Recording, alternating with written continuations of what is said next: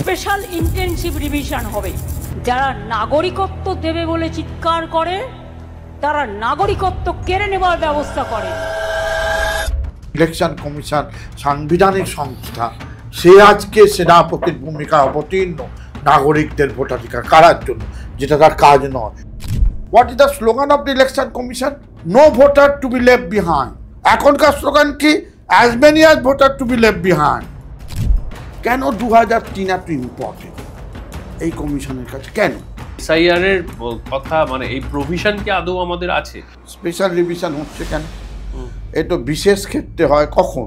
ধরুন বন্যা হল, সমস্ত ভেসে গেল, কাগজপত্র সব চলে গেল, তখন হতে পারে। এসআইআর দিয়ে সারা রাজ্য দেশ করতে পারো না। প্রধান আপত্তি আমাদের নাগরিকত্ব সে জানতে চাইতে পারে কিনা। নাগরিক আমি হব কি হব না সেটা ভারত সরকারই একমাত্র দেখবে। ইলেকশন কমিশনের কোনো এখতিয়ার নেই। ধরা যাক কোট আনকোট আমি অবৈধ সন্তান, ধরা গেল, কিন্তু আমি জন্মেছি ভারতে, আমি ভারতীয়, দ্যাটস অল। মুসলমানরা জন্মসূত্রে নাগরিক ভারতে হতে দেবো না। আদিবাসী দলিতদের উত্থান হচ্ছে, লেখাপড়া শিখে উঠে তাদের বাদ দিয়ে দিতে হবে। 71% তখন ভ্যালিড ছিল 2004-এ, তখনই বাজপেয়ী সরকারের পতন হয়। তখন থেকেই আরএসএস বিজেপিদের ধান্দা হচ্ছে ওটাকে সরাও, ওই এপিক কার্ডটা সর্বনিশ।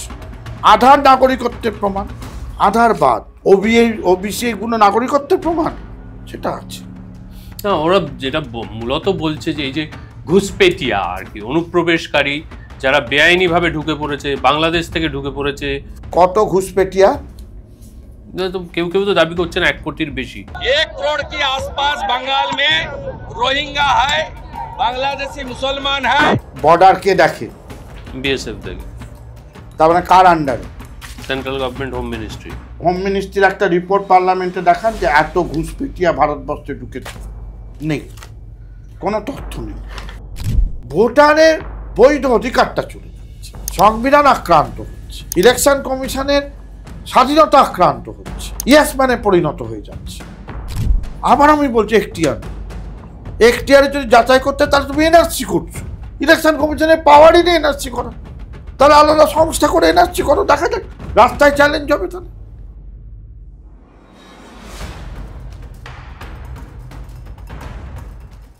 Hello and welcome to Time and Tide podcast with Saurav. বেশ কিছুদিন ধরেই আমি চেষ্টা করছিলাম এসআইআর নিয়ে একটা এপিসোড তৈরি করার, কিন্তু কোনোভাবেই এমন কোনো মানুষকে পাচ্ছিলাম না যিনি খুব ডিটেলডভাবে এবং লুসিডলি মানুষকে বুঝিয়ে দিতে পারেন যে কী ঘটনা ঘটছে। এবং সেই সঙ্গে এসআইআর নিয়ে বিভিন্ন কন্ট্রোভার্সিস, বিতর্ক উঠে আসছে, বহু মানুষের মনে নানান রকম আশঙ্কা এবং বহু মানুষের মনে নানান রকম কনফিউশনও। এক এক সময় এক এক রকম গাইডলাইন, কিভাবে ফর্মটা ফিল আপ করবো, ফর্মটা ফিল আপ করলে কী হবে, কোন জায়গায় কি লিখব, এটা না থাকলে কি হবে, ওটা না থাকলে কি হবে, এই নিয়ে মোটামুটি বাঙালির জীবন এখন জেরবার। তো সেই বিষয়টাকে একটু সিম্পলিফাই করার জন্য আমি চেষ্টা করেছিলাম সুজাত দার সঙ্গে যোগাযোগ করার। সুজাত ভদ্রকে আপনারা সবাই চেনেন, অত্যন্ত জনপ্রিয় মানবাধিকার কর্মী। ওনাকে দেখে হয়তো অনেক সময় মনে হয় একটু কাঠখোট্টা, রসখসীন, কিন্তু খুব টু দ্য পয়েন্ট। যে জিনিসটা করা প্রয়োজন সেই জিনিসটা করেন। তাকে নিয়ে এসেছি যখন, ওই বলে না ঢেকি সগ্গে গেলেও ধান ভানে, তাই আমি শুধুমাত্র এসআইআর নিয়ে এই পর্বটা ছেড়ে দেব না। আর একটা খুব, যাকে সোকল্ড সোশ্যাল মিডিয়ার ভাষায় বলে ট্রেন্ডিং টপিক, কিন্তু অত্যন্ত গুরুত্বপূর্ণ মানবাধিকারের পার্সপেক্টিভ থেকে, সেটা হচ্ছে বাংলাদেশের প্রাক্তন প্রধানমন্ত্রী শেখ হাসিনাকে তার দেশের আন্তর্জাতিক ট্রাইব্যুনাল মৃত্যুদণ্ডাদেশ দিয়েছে। তো সেটা নিয়েও প্রবল বিতর্ক হয়েছে। আমরা আজকে অ্যাকাডেমিক পার্সপেক্টিভ থেকে এক্সপ্লোর করার চেষ্টা করব যে এই বিষয়টার ভিত্তিভূমিগুলো কি কি, এক। দ্বিতীয়ত কি কি ঘটনা আমাদের আশেপাশে ঘটে চলেছে, তার আউটকামস কি হতে পারে, এক। দ্বিতীয়ত ওই শেখ হাসিনার ডেথ সেন্টেন্স নিয়ে খুব কনস্ট্রাকটিভ আলোচনা করার চেষ্টা করব। ওই মানে চেনা সন্ধেবেলা টিভির পর্দার যে ধরনের বিতর্ক সভা সেরকম নয়, পুরোটাই অ্যাকাডেমিক্সে যাওয়ার চেষ্টা করব। তাহলে শুরু করি। সুজাতদা, ওয়েলকাম টু দ্য শো। আচ্ছা, প্রথম থেকে শুরু করা যাক। এখন মানুষের যেটা সবচেয়ে বড় সমস্যা সেটা নিয়ে কথা বলা শুরু করি, স্পেশাল ইন্টেন্সিভ রিভিশন। আচ্ছা, এসআইআর, প্রথমেই আপনি আমাকে বলুন যে এসআইআর এর কথা, মানে এই প্রভিশন কি আদৌ আমাদের আছে? এটা খুব এটা আমরা যে আইন পড়েছি, আইনের বই আমি দেখাতেও পারি, আমরা যে আইন পড়েছি তাতে স্পেশাল প্রভিশন আছে, কিন্তু রাজ্য জুড়ে হবে না, দেশ জুড়ে হবে না। স্পেশাল প্রভিশন হবে একটা মাত্র কেন্দ্রে অথবা একটা কেন্দ্রের একটা অংশে। ওদেরই যদি আপনি দেখেন, ডকুমেন্ট দেখেন, ওদের গাইডলাইনগুলো দেখেন, তাতেই বলা আছে। ধরো আমি খুব সামান্য, দর্শকদের আইন পড়লে বিরক্তি উৎপাদন হয়, তার সত্ত্বেও শ্রোতাদের কাছে মার্জনা চেয়ে ওরা বলছে 21 নম্বর একটা, এটা হচ্ছে রিপ্রেজেন্টেশন অ্যাক্ট, এটা দিয়েই চলছে। 1950, 1951 আর 1960 সালের একটা রুলস আছে। এই রুলসেই নিবিড় বা ইন্টেন্সিভ এগুলো আছে। বিহারে যখন দিল অর্ডার, 1960 সালের রুলসটা উল্লেখ করলো না করে বলল নিবিড় হবে। রুল উল্লেখ করতেই হবে, এটা আমার আপনার বা অদায়বদ্ধ কোনো সংস্থা নয়। আইনের সমস্ত মানদণ্ড নিখুঁতভাবে মেনে তুমি লোকের কাছে যাবে। 21-এ দেখুন 3টি উপধারা আছে, পড়ল না কোন উপধারায় হবে, শুধু 21 বলে দিল, মানে হয় না। 3 নম্বরে আছে স্পেশাল ডিভিশন হবে in any constituency or a part of A constituency. SR হবে, সেটা নিবিড়ও হতে পারে, কিন্তু তাহলে তোমাকে বলতে হবে এসআর হবে একটা কনস্টিটুয়েন্সিতে হবে বা একটা কনস্টিটুয়েন্সির একটা অংশে হবে, এবং সেটা ইন্টেন্সিভ ইন নেচার। নিজের মতো করে এসআইআর তোমার বানাবার কোনো ক্ষমতা নেই। তুমি আইন ভেঙে নিজে কোনো শব্দবদ্ধ তৈরি করতে পারো না।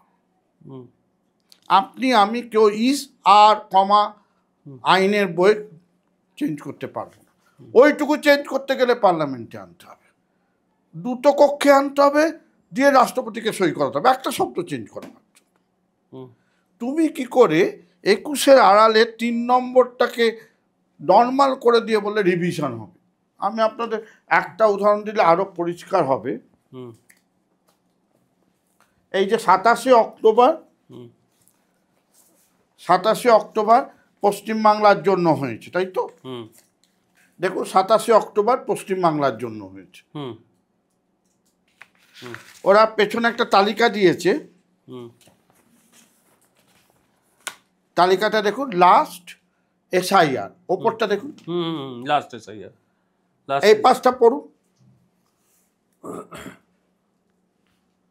ইন্টেন্সিভ রিভিশন, ও qualifying date of last intensive revision.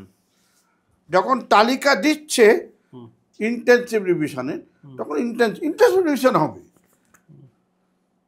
কিন্তু তুমি তার আগে যখন স্পেশাল, তার স্পেশালের একটা আলাদা কনোটেশন আছে, আলাদা ব্যঞ্জনা আছে। সেটা হচ্ছে বিশেষ অঞ্চলে কিভাবে বিশেষ অঞ্চল বোঝা যাবে, এটা হ্যান্ডবুক, ওরাই ব্যাখ্যা দিচ্ছে। এই হ্যান্ডবুকে দেখুন,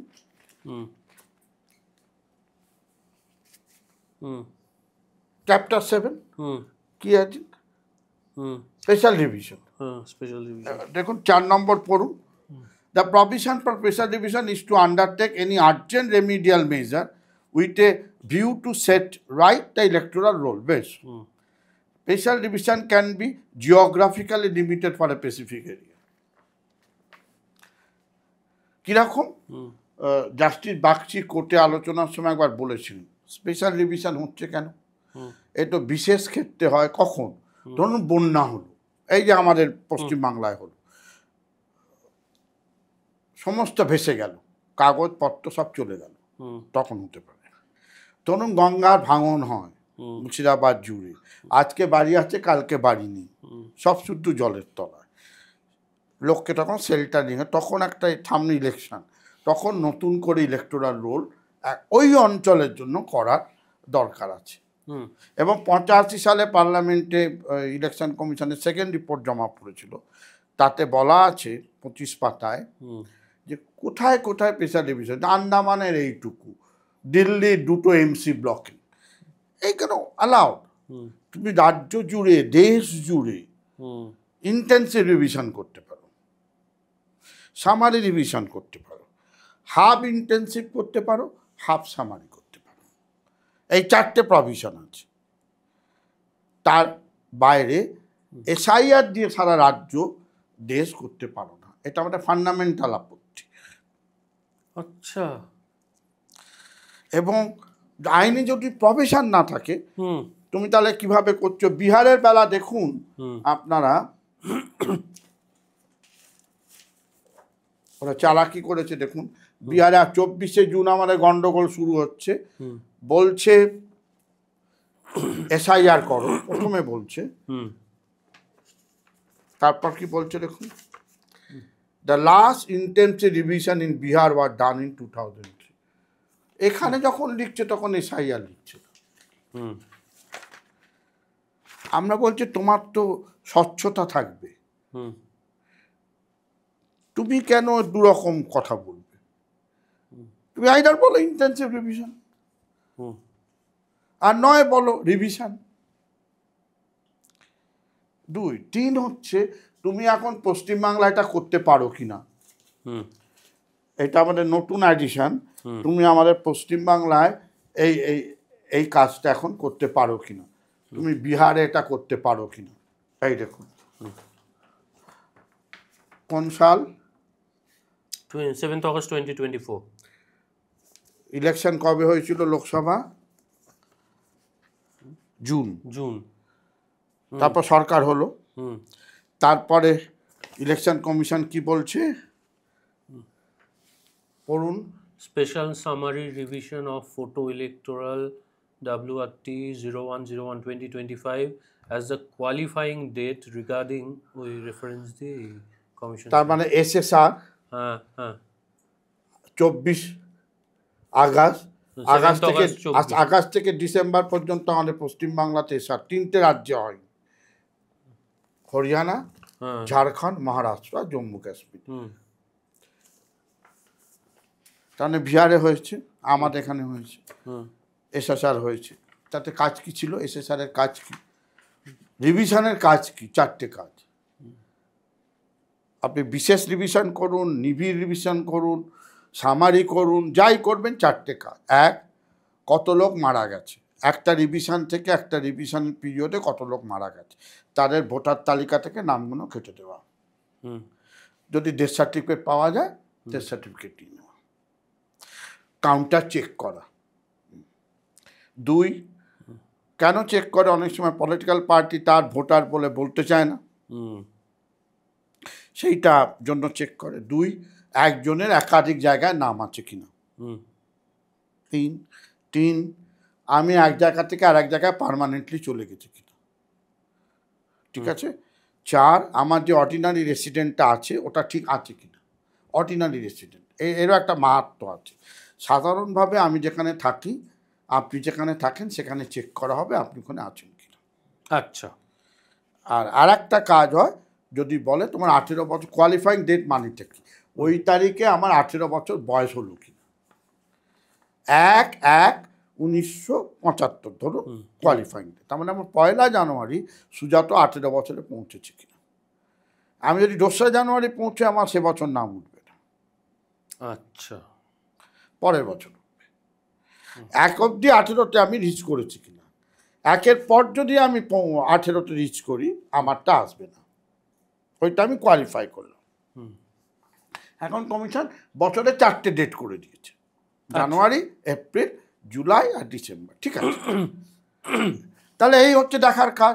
এইগুলো দেখলে এই তর্ক, এই বিতর্ক, আপনাদের কাছে আসা, আমাদের সময় নষ্ট করে চাচানোর কোনো দরকার ছিল না। তার মানে 24 সালের ডিসেম্বর মাস পর্যন্ত এসএসআর হয়েছে। কমিশনের তো না, এটা আপনি জাল বলবেন না, বলছেন না। এবং এখানে বলে দেওয়া আছে 100% removal of multiplied entry, 100% verification of removal of names of dead person ইত্যাদি কাজগুলো তুমি করেছো। কেন ডিসেম্বর পর্যন্ত কেন? আপনারা খেয়াল করবেন ভারতবর্ষে সংবিধান হওয়ার আগে আমাদের ভোট হয়, ভোটার তালিকা আগে হয়েছিল তখনও সংবিধান চালু হয়নি। হুম এবং আমাদের ভোটার তালিকার 25শে জানুয়ারি সারা ভারতবর্ষে ভোটাধিকার দিবস। আচ্ছা বিদেশি লোকদের আনা হয় রাষ্ট্রপতি ভবনে প্রতি বছর। এখানে বলাও আছে, এই দেখুন, নিউ ইলেকটোরালদের প্রেসিডেন্ট দেবেন, তাই তার জন্য ফটো রেডি করে ফটো কার্ড কবে বলছে, আগস্ট মাসে। তখনও বলেনি এপিক কার্ড এপিক বাদ যাবে, এপিক ডকুমেন্ট হবে না। তখনও বলছে ফটো তোলো, খারাপ ছবি হলে ভালো করে ছবি তোলো, আমরা 25শে জানুয়ারি লোকদের দেখাবো। তার জন্য ভোটাধিকার হলো। তুমি তাহলে আবার কোর্ট এসআইআর করছো কেন?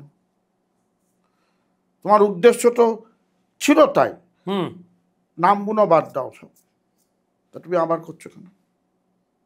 কমিশন কোনো জবাব দিচ্ছে না। আমার আপত্তিটা বোঝাতে পেরেছি। 2, কমিশন আবার করুক, ধরুন আবার করলো, তার পয়সা আছে, সে যতবার ইচ্ছা করছে, কিন্তু সে প্রধান আপত্তি আমাদের নাগরিকত্ব সে জানতে চাইতে পারে কিনা।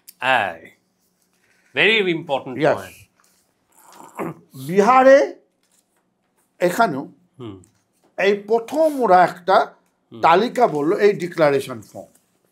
এতদিন পর্যন্ত ভোটার তালিকায় নাম কি উঠতো, আপনি 18 বছর হয়েছে, ঠিক আছে, সৌরভ একটা ফর্ম ফিল আপ করবে, 18 বছরের একটা ডকুমেন্ট দেবে, 18 বছরের ডকুমেন্টের যদি এরকমও মনে হয় সৌরভ যে আপনার বয়স 18 বছরের কোনো ডকুমেন্ট নেই, আপনি গ্রামের গরিব, 18 বছর কাকে বলে আপনার জানেন, আমরা মুখ চোখ থেকে যদি মনে হয় ছোকরাটি 18 বছর হয়ে গেছে, তাহলেও পাবে। Date of birth and the age must be indicated, years and month. If the applicant does not know the date of birth, he must at least indicate the approximate age in years on the qualifying date. In case of applicant in the age group 18-25, যদি হয় তাহলে name and relationship should be check with the restaurant account. এই হচ্ছে আমাদের, তাছাড়া municipal certificate যা হয় দেবে। কোথাও বলা নেই যে এছাড়া আর কোনো ডকুমেন্ট তুমি চাইতে পারো কিনা। আচ্ছা, এবং কি আর একটা ডকুমেন্টে আছে, তোমার দেখে যদি মনে হয় 18 বছর হয়ে গেছে, কাগজ নেই, তাহলেও হবে। আচ্ছা, আপনি বলছেন আপনি নাগরিক কিনা, এখন অবধি আছে, যদি হোমলেস যারা রাস্তায় থাকে তাদেরও ভোটার, তারাও ভোটার। তার প্রমাণ সে ঘুমোয় কিনা, ওখানে খেলে হবে না, সে খালি সেখানে ঘুমোয় কিনা। Determination of ordinary residence. Right? On the interpretation ruling of the court, the Election Commission has clarified such a person need not to be eating in that place, but he should be sleeping regularly at that place. অর্থাৎ রাস্তার ধারে কেউ ফুটপাতে আছে, সে যদি ওখানে থাকে, সে বললো আমি থাকি, তখন কি তাকে জিজ্ঞেস করে তুই আগে বাংলাদেশে কিনা প্রমাণ কর, তুই রোহিঙ্গা কিনা প্রমাণ কর না। ওখানে সে থাকে, বিএলও কি করবে, 3 বার সারপ্রাইজ ভিজিট করবে রাতে 3টে তারিখে, ওকে জানবে না ও ঘুমোয় কিনা ভোটার। আমি আপনার বলতে চাইছি 50-এর দশক থেকে এই বিপুল পরিমাণ সবাই যাতে ভোট দিতে পারে। ইউরোপে আপনারা জানেন মেয়েরা ভোটাধিকার 4 জন লড়াই করেছে। ভারতবর্ষে 50-এ লড়াই করতে হয়নি, ইউনিভার্সাল সাফ্রেজ দেওয়া হয়েছে সকলকে, সকলে ভোটার। অমর্ত্য সেনের 10টা ভোট, যেহেতু পণ্ডিত, আর আমি ক অক্ষর গমাঙ্ক, তো আমার 2.5খানা ভোট বা হাফ, সব এক, 1% 1 ভোট 1 ভ্যালু, এবং ইউনিভার্স 325 নম্বর অনুচ্ছেদে আছে, ধর্মভেদে, লিঙ্গভেদে, বর্ণভেদে তফাৎ করা যাবে না। 326-এ বলা আছে সকল মানুষ ভোট দিতে পারবে। আমরা যে মানবাধিকারের কথা বলি তার 21 নম্বরের 3 নম্বর উপধারায় একটা কথা বলা আছে, সকল মানুষ যেখানে ইউনিভার্সালি ভোট দিতে পারবে। তার জন্য হোমলেস পর্যন্ত ভোট দিতে ভোট পারবে, দিতে পারবে। সেক্সুয়াল ওয়ার্কার পর্যন্ত ভোট দিতে পারবে, যে হয়তো বিক্রি হতে হতে হতে হতে মাসির কাছে গিয়ে আটকে গেছে, মাসির বাড়ির ঠিকানাতেও সে ভোট দিতে চাইলে সে ভোট দিতে পারবে। এই যে বিশাল তার পরিধি। এবার তুমি বলছো ডিক্লারেশন ফর্ম চাইছো, আর আমাদের সংবিধানে নাগরিককে 5 নম্বর অনুসারে যদি আমি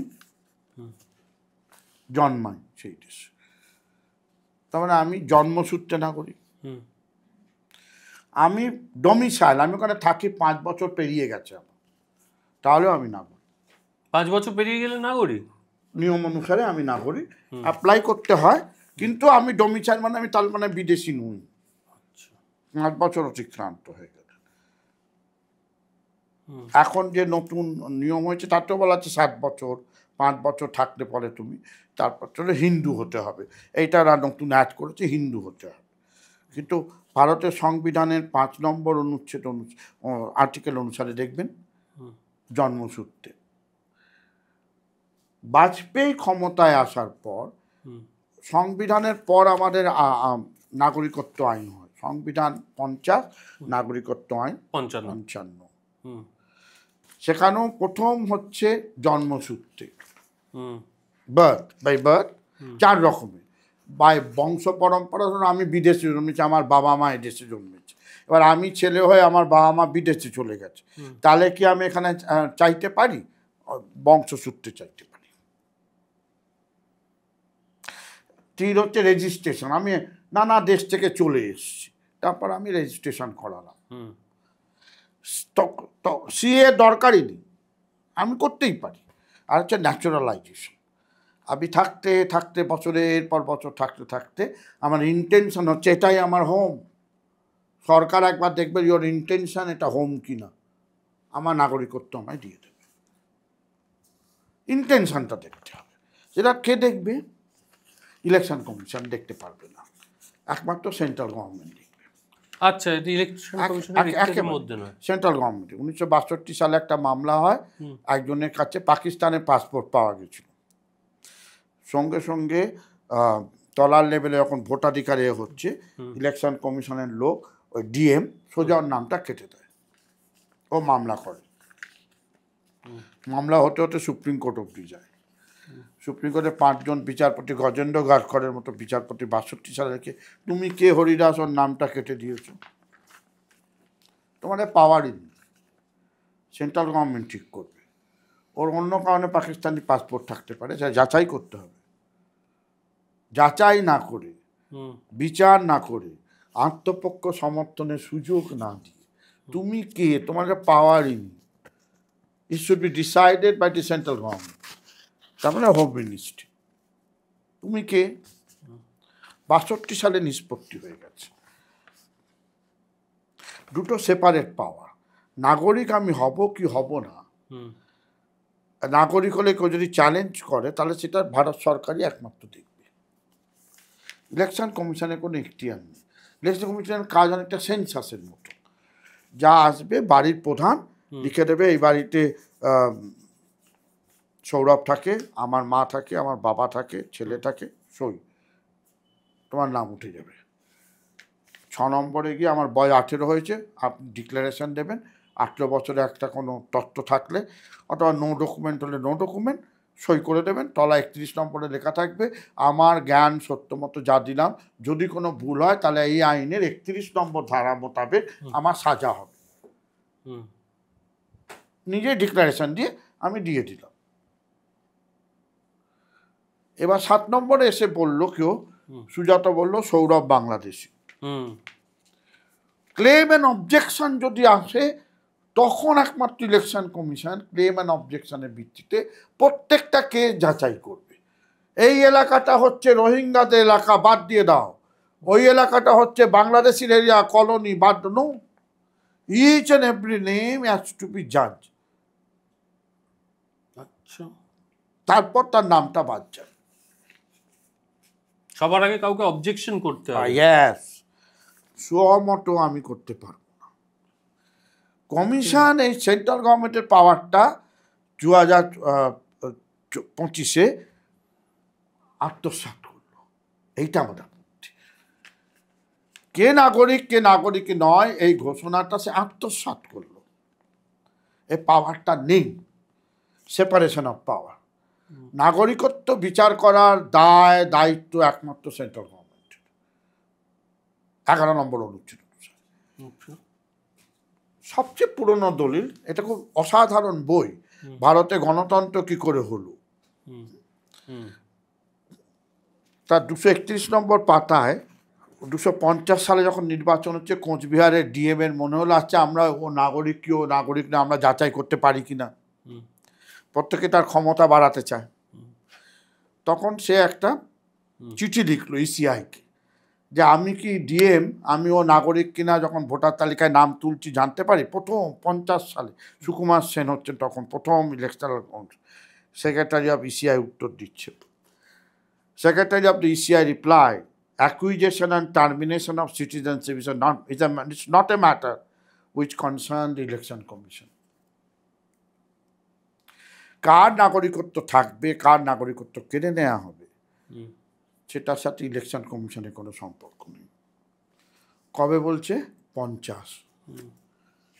একটু এগিয়ে আসুন, 1983 সালে। কি এটা? Election commission of India first annual report 1983, publish 84। এটা পার্লামেন্টে পেশ হয়েছিল। এমন একটা কথা যদি পার্লামেন্টে পেশ হতো, তারা যদি হইচই করে বলতো ইলেকশন কমিশন তুমি জানো না তোমারও পাওয়ার আছে, পার্লামেন্ট বলতো তো তাহলে যে সেন্ট্রাল গভর্নমেন্টের পাওয়ার আছে, তোরও পাওয়ার আছে। রিপোর্ট দিচ্ছে। 25 নম্বর পাতা আমাদের মুখস্থ হয়ে গেছে।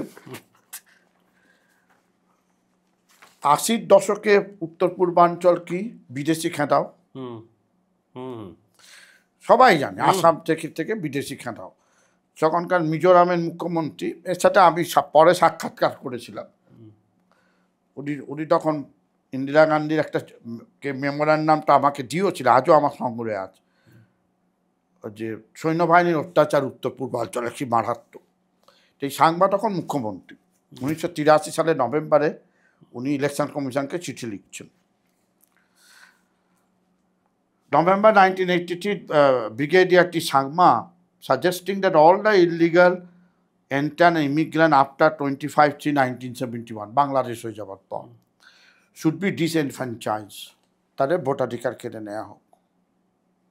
আচ্ছা, কমিশনের রিপোর্ট, কমিশন লিখছে, কমিশন উত্তর দিচ্ছে। Commission clarified to him the question of illegal migrant was not the concern of the Commission, of any authorities working under the superintendence, control and direction. এই শব্দ তিনটে হচ্ছে সংবিধানের 324 থেকে নেওয়া।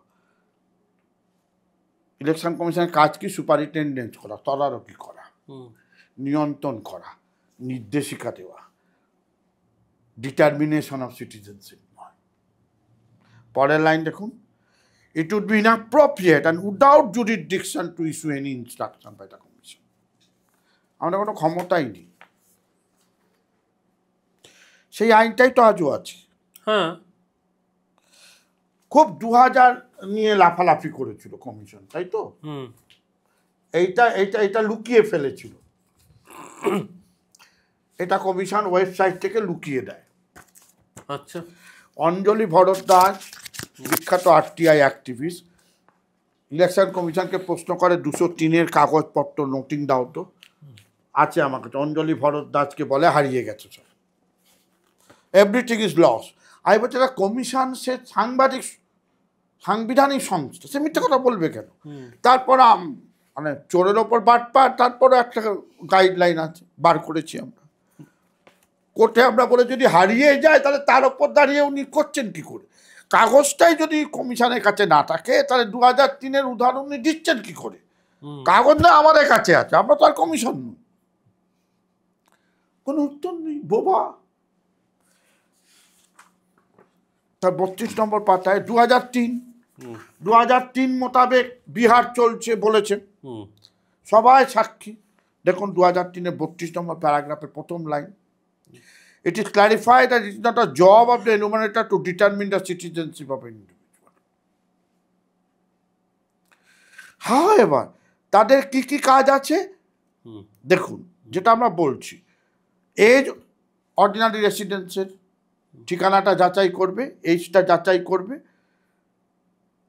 Age can be verified with a reference to but not restricted to birth certificate, school or college certificate, passport, wherever baptism, ordination must be checked with reference to all municipal delivered mail. এই শব্দটা মনে রাখবে। Ordinary residence গ্রামের গরিব গুরব তাদের কোনো কাগজ নেই। যদি বলে তোর বাড়িতে একটা চিঠি এসছে পোস্ট অফিসের মাধ্যমে বাড়ির ঠিকানায়, তাহলেই হবে মেল। আরো বিস্তারিত আছে, মেল, একটা মেল এলে, একটা চিঠি যদি আমার বাড়িতে কেউ লেখে, আমি লিখলাম সৌরভকে একটা চিঠি, সৌরভের আর কোনো কাগজ নেই,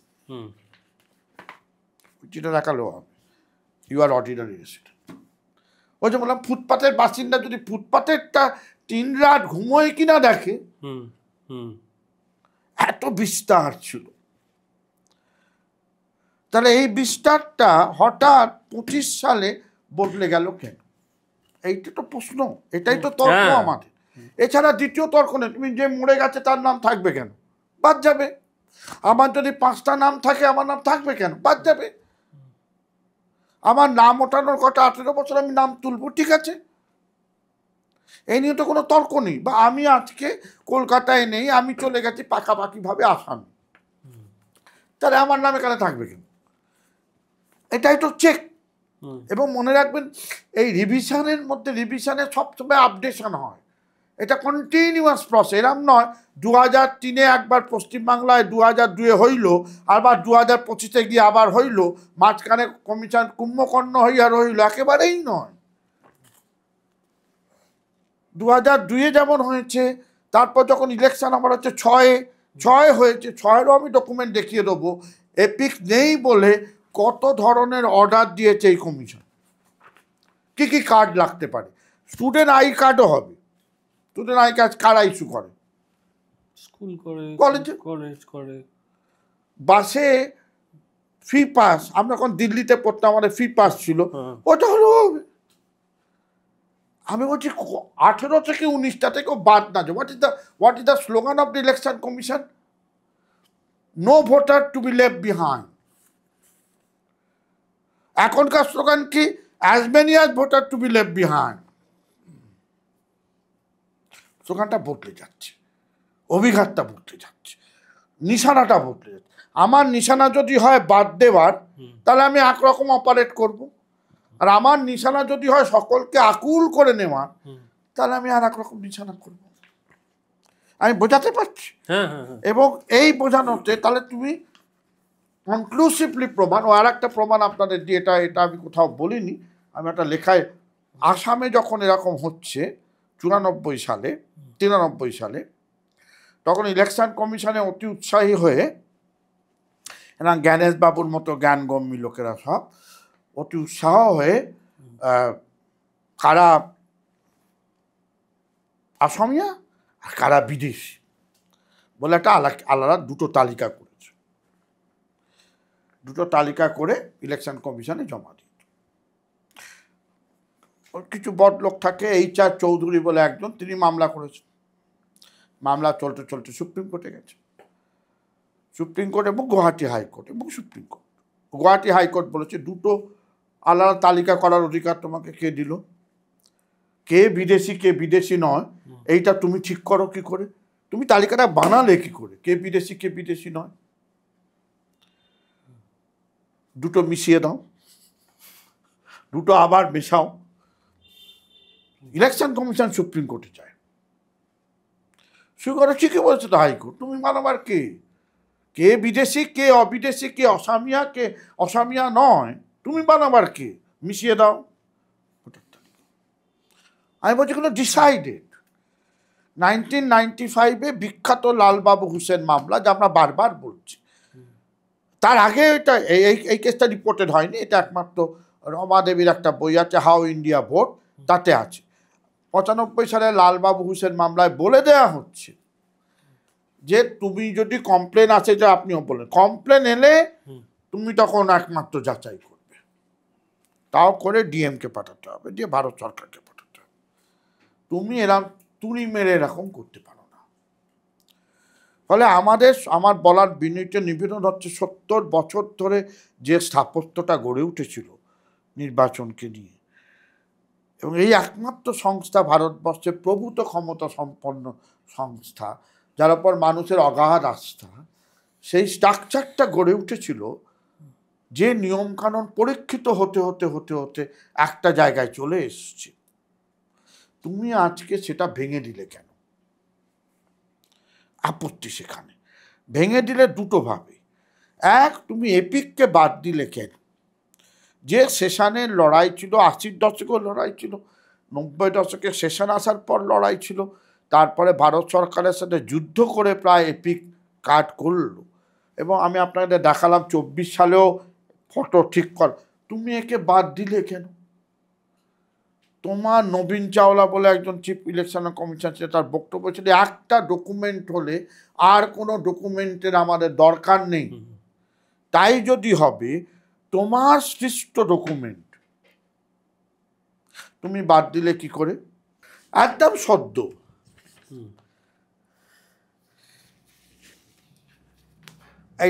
এখানটা পড়ুন,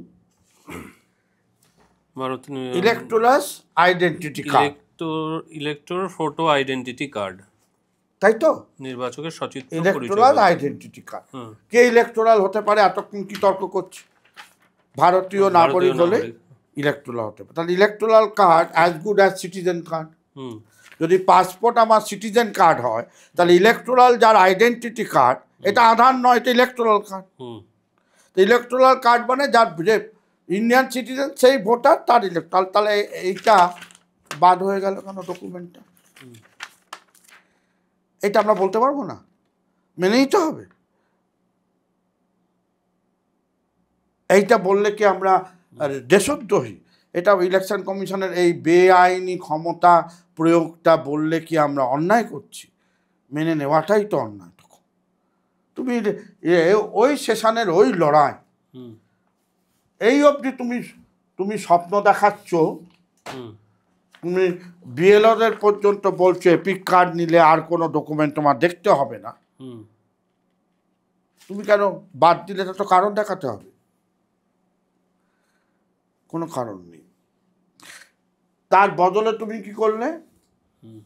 তুমি তখন বললে যে আমি ভোটার তালিকায় নাগরিকরা কারা ভোটার, এই নাগরিককে ভোটার, কে ভোটার নয়, কে নাগরিক, এটা আমি যাচাই করব। এই ক্ষমতাটা, এই ডিক্লারেশন ফর্ম আপনার কোনো ইলেকশনের আইনে নেই। এটা বাজপেয়ী সরকার করেছিল। কেন 2003 এত ইম্পর্টেন্ট এই কমিশনের কাছে? কেন? সব নাম তোলা ফোলা সব এসআইআর ফেসারের জন্য নয়।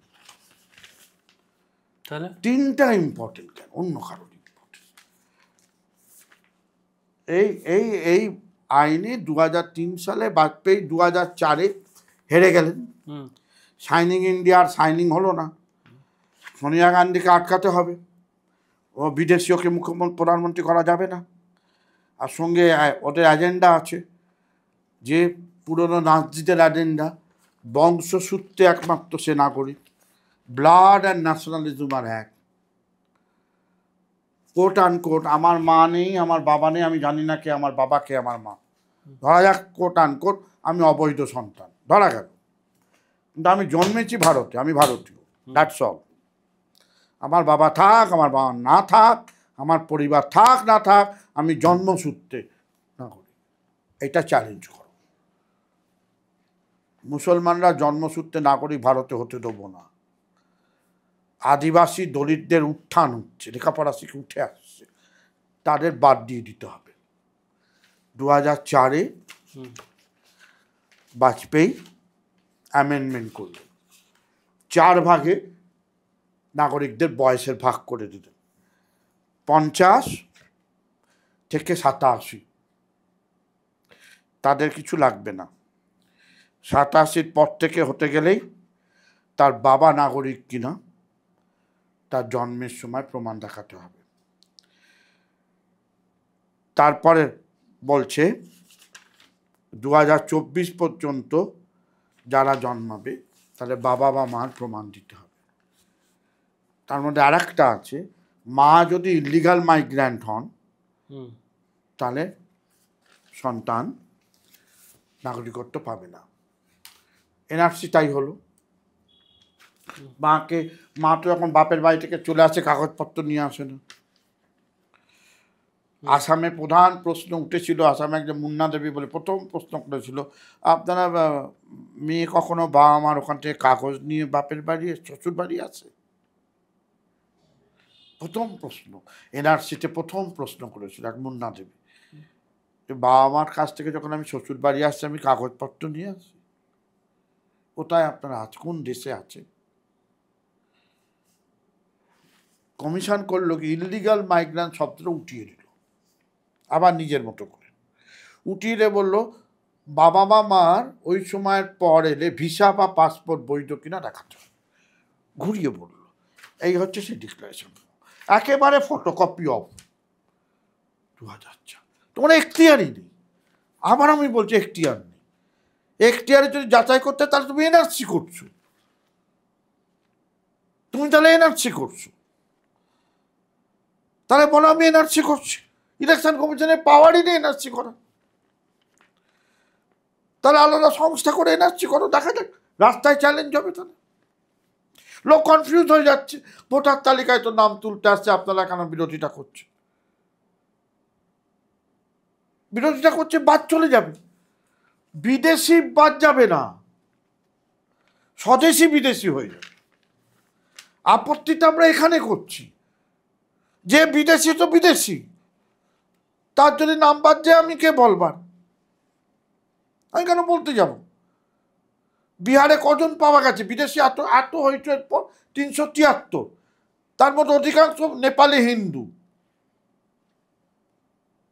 তুমি যেটা বলছো অনুপ্রবেশের সরকার সেটা 1 কোটি বাদ যাবে, লোক ভয় পাচ্ছে কেন? যে কমিশনের বিশাল পাওয়ার, কমিশন এইটা না বুঝলো, এই ডিক্লারেশন ফর্ম 70-75 বছর ধরে ইলেকশনে কখনো ব্যবহার হয়।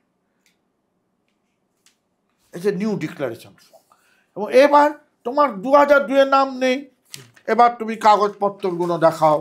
কোন কাগজপত্র? আপনারা নাম শুনেছেন, ফ্রন্টিয়ার কাগজের নাম শুনেছেন। কোন কোন কাগজপত্র যার অস্তিত্ব নেই, সিস্টেমে নেই ওই ব্যবস্থা, সে দেবে কোথার থেকে? নাগরিকত্বের প্রমাণ দাও। Permanent resident certificate issued by the competent.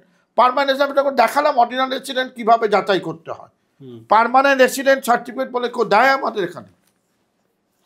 এটা আমাদের সিস্টেমে আছে? অর্ডিনারি রেসিডেন্ট ডিক্লারেশন হলো, ওটাই সাবুট হলো। আমি মিথ্যে বললে 31 নম্বর আইন আছে, আমার নাম বাদ দিয়ে দেবে, আমাকে একবার ডাকবে, আমার আমার নাগরিকত্ব চ্যালেঞ্জ হলে আমাকে ডাকবে। যে ক্লাসিক কেস, রাহুল গান্ধীর বিরুদ্ধে 2টো মামলা আছে বিদেশি বলে। বিদেশি বলে? উনি তখন ইংল্যান্ডে পড়াশোনা করতেন, উনি নাকি ইংল্যান্ডের নাগরিকত্ব নিয়েছে, অভিযোগ আছে। রাহুল গান্ধীর হেলদোল আছে, রাহুল গান্ধীকে প্রমাণ করতে হবে না তো, যারা অভিযোগ করেছে তাদের প্রমাণ করতে হবে।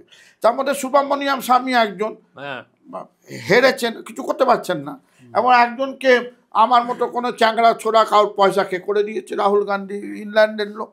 রাহুল গান্ধী দিব্যি আছে, লোকটাকে প্রমাণ করতে হবে রাহুল গান্ধী ইন্দিরা গান্ধী, মানে ইংল্যান্ডের লোক। এবার এবার এবার এখানে উল্টো, তুমি পার্মানেন্ট রেসিডেন্ট সার্টিফিকেট শুনেই তো লোক আজকে উঠবে কিরে ভাই, এ কোথা দিয়ে তো ইস্যু করে না। তারপর বলছে তোমার নাগরিকত্ব দেখার জন্য। ওবিসি এসটি সার্টিফিকেট কি নাগরিকত্বের প্রমাণ? নয়। আধার নাগরিকত্বের প্রমাণ নয়, আধার বাদ। ওবিসি এগুলো নাগরিকত্বের প্রমাণ, সেটা আছে, কোনো ব্যাখ্যা নেই। সুপ্রিম কোর্টের গুঁতো খেয়ে আধারটা তুমি ঢুকিয়েছ। হ্যাঁ হ্যাঁ একদম, প্রথমে আধার ছিল না তো লিস্টে, আধার ছিল না। বলছে লিস্ট ইজ ইন্ডিকেটিভ নট এক্সজস্টিভ। আপনি আমাকে দেখান, আমি আপনাদের একটা দেখাই। এই দেখুন এপিক সম্পর্কে দেখুন, বলছে ইন্ডিকেটিভ, তাহলে এপিক তুমি নেবে না কেন? এটা এপিক, তাই তো? Epic once issued is valid for lifetime anywhere in the country, multi-purpose. Lifetime valid. তুমি তালিকা থেকে বলছো না ভ্যালিড নয়, কেন? তোমারই তো বানানো। আপনাকে তো আমি দেখালাম ইলেকটোরাল কার্ড, তো তুমিই বানিয়েছো, তুমি স্ট্যাম্প মেরে বলছো, তুমি বলছো ভ্যালিড নয়, কেন? 98% হয়ে গেছে বলে না, কাউকে বাদ দিতে পারবে না বলে না। 98% আধার কার্ড সারা ভারতবর্ষ জুড়ে কমপ্লিট। 71% তখন ভ্যালিড ছিল 2004-এ, তখনই বাজপেয়ী সরকারের পতন হয়। তখন থেকেই আরএসএ বিজেপিতে ধান্দা হচ্ছে ওটাকে সরাও, ওই এপিক কার্ডটা সর্বনেশে। ওটা যদি না করে দিই তাহলে যে কোনো ডকুমেন্ট বানাবো, দিয়ে বলো দে দে, যেগুলো নেই সেগুলো চাইবো। এবার আপনার কি ম্যাজিক নাকি? আপনি পিসি সরকার নাকি যে পার্মানেন্ট রেসিডেন্ট অথরিটি কে দেবে? কে দেবে? ফর্মই নেই তো এরকম কোন। তুমি চাইছো কি করে? গরিব লোকেরা দেবে কি করে? কটা লোকের পাসপোর্ট আছে? আমাদের বার্থ রেজিস্ট্রেশন সিস্টেম পুরোনো আমলে কোথায় সব ডিজিটাল হয়েছে? কে হাসপাতালে, কে ধাত্রীর কাছে সব জন্মাতো, বাড়িতেও তো জন্মাতো। ওটার যেটা ডকুমেন্ট আসবে, why you are asking for this? না হলে নাম বাদ চলে যাবে, নাম বাদ চলে যাবে। ভয় পাচ্ছে কেন? নাম বাদ চলে গেল, নাম বাদ চলে গেলেও ভয় কিছু নেই। আমরা বহু সময় নাম তুলিনি, অনেকে যারা ভোট বয়কট করতে যাওয়া তো ভোটে নামই তুলতো না। বাদ চলে গেলে তোমার নামগুলো এসে যাবে, তখন ওই হোম ডিপার্টমেন্টে পাঠিয়ে দেওয়া হবে। হোম ডিপার্টমেন্ট বলবে তুমি তাহলে বেআইন, হয় বাংলাদেশ যাও, নয় রাষ্ট্রবিহীন। That's the danger. আমি দাম না তুললে আমার যাবেন, আমার পাসপোর্ট আছে। কি করেছে কটি আগে? কয়েকজনকে রোহিঙ্গা বলে ধরে নিয়ে গিয়ে আন্দামানের সামনে নিয়ে গিয়ে সমুদ্রে ফেলে দিয়েছে, মায়ানমারের সামনে দিয়ে বলছে যা। ইন্ডিয়ান নেভি, ইউনাইটেড নেশন প্রতিবাদ করেছে, মানবতার বিরুদ্ধে অপরাধ। কটা লোককে ধরে বললো তুই রোহিঙ্গা, ভারতীয় নয়, সমুদ্রের ধারে ফেলে দিয়ে বলছে যা এবার বার্মার সমুদ্রে চলে যা। সোনালি বলে একজন, যার বাবা মা এখানে, সোনালি এখানকার নাগরিক, বাংলাদেশে পাঠিয়ে দিয়েছে।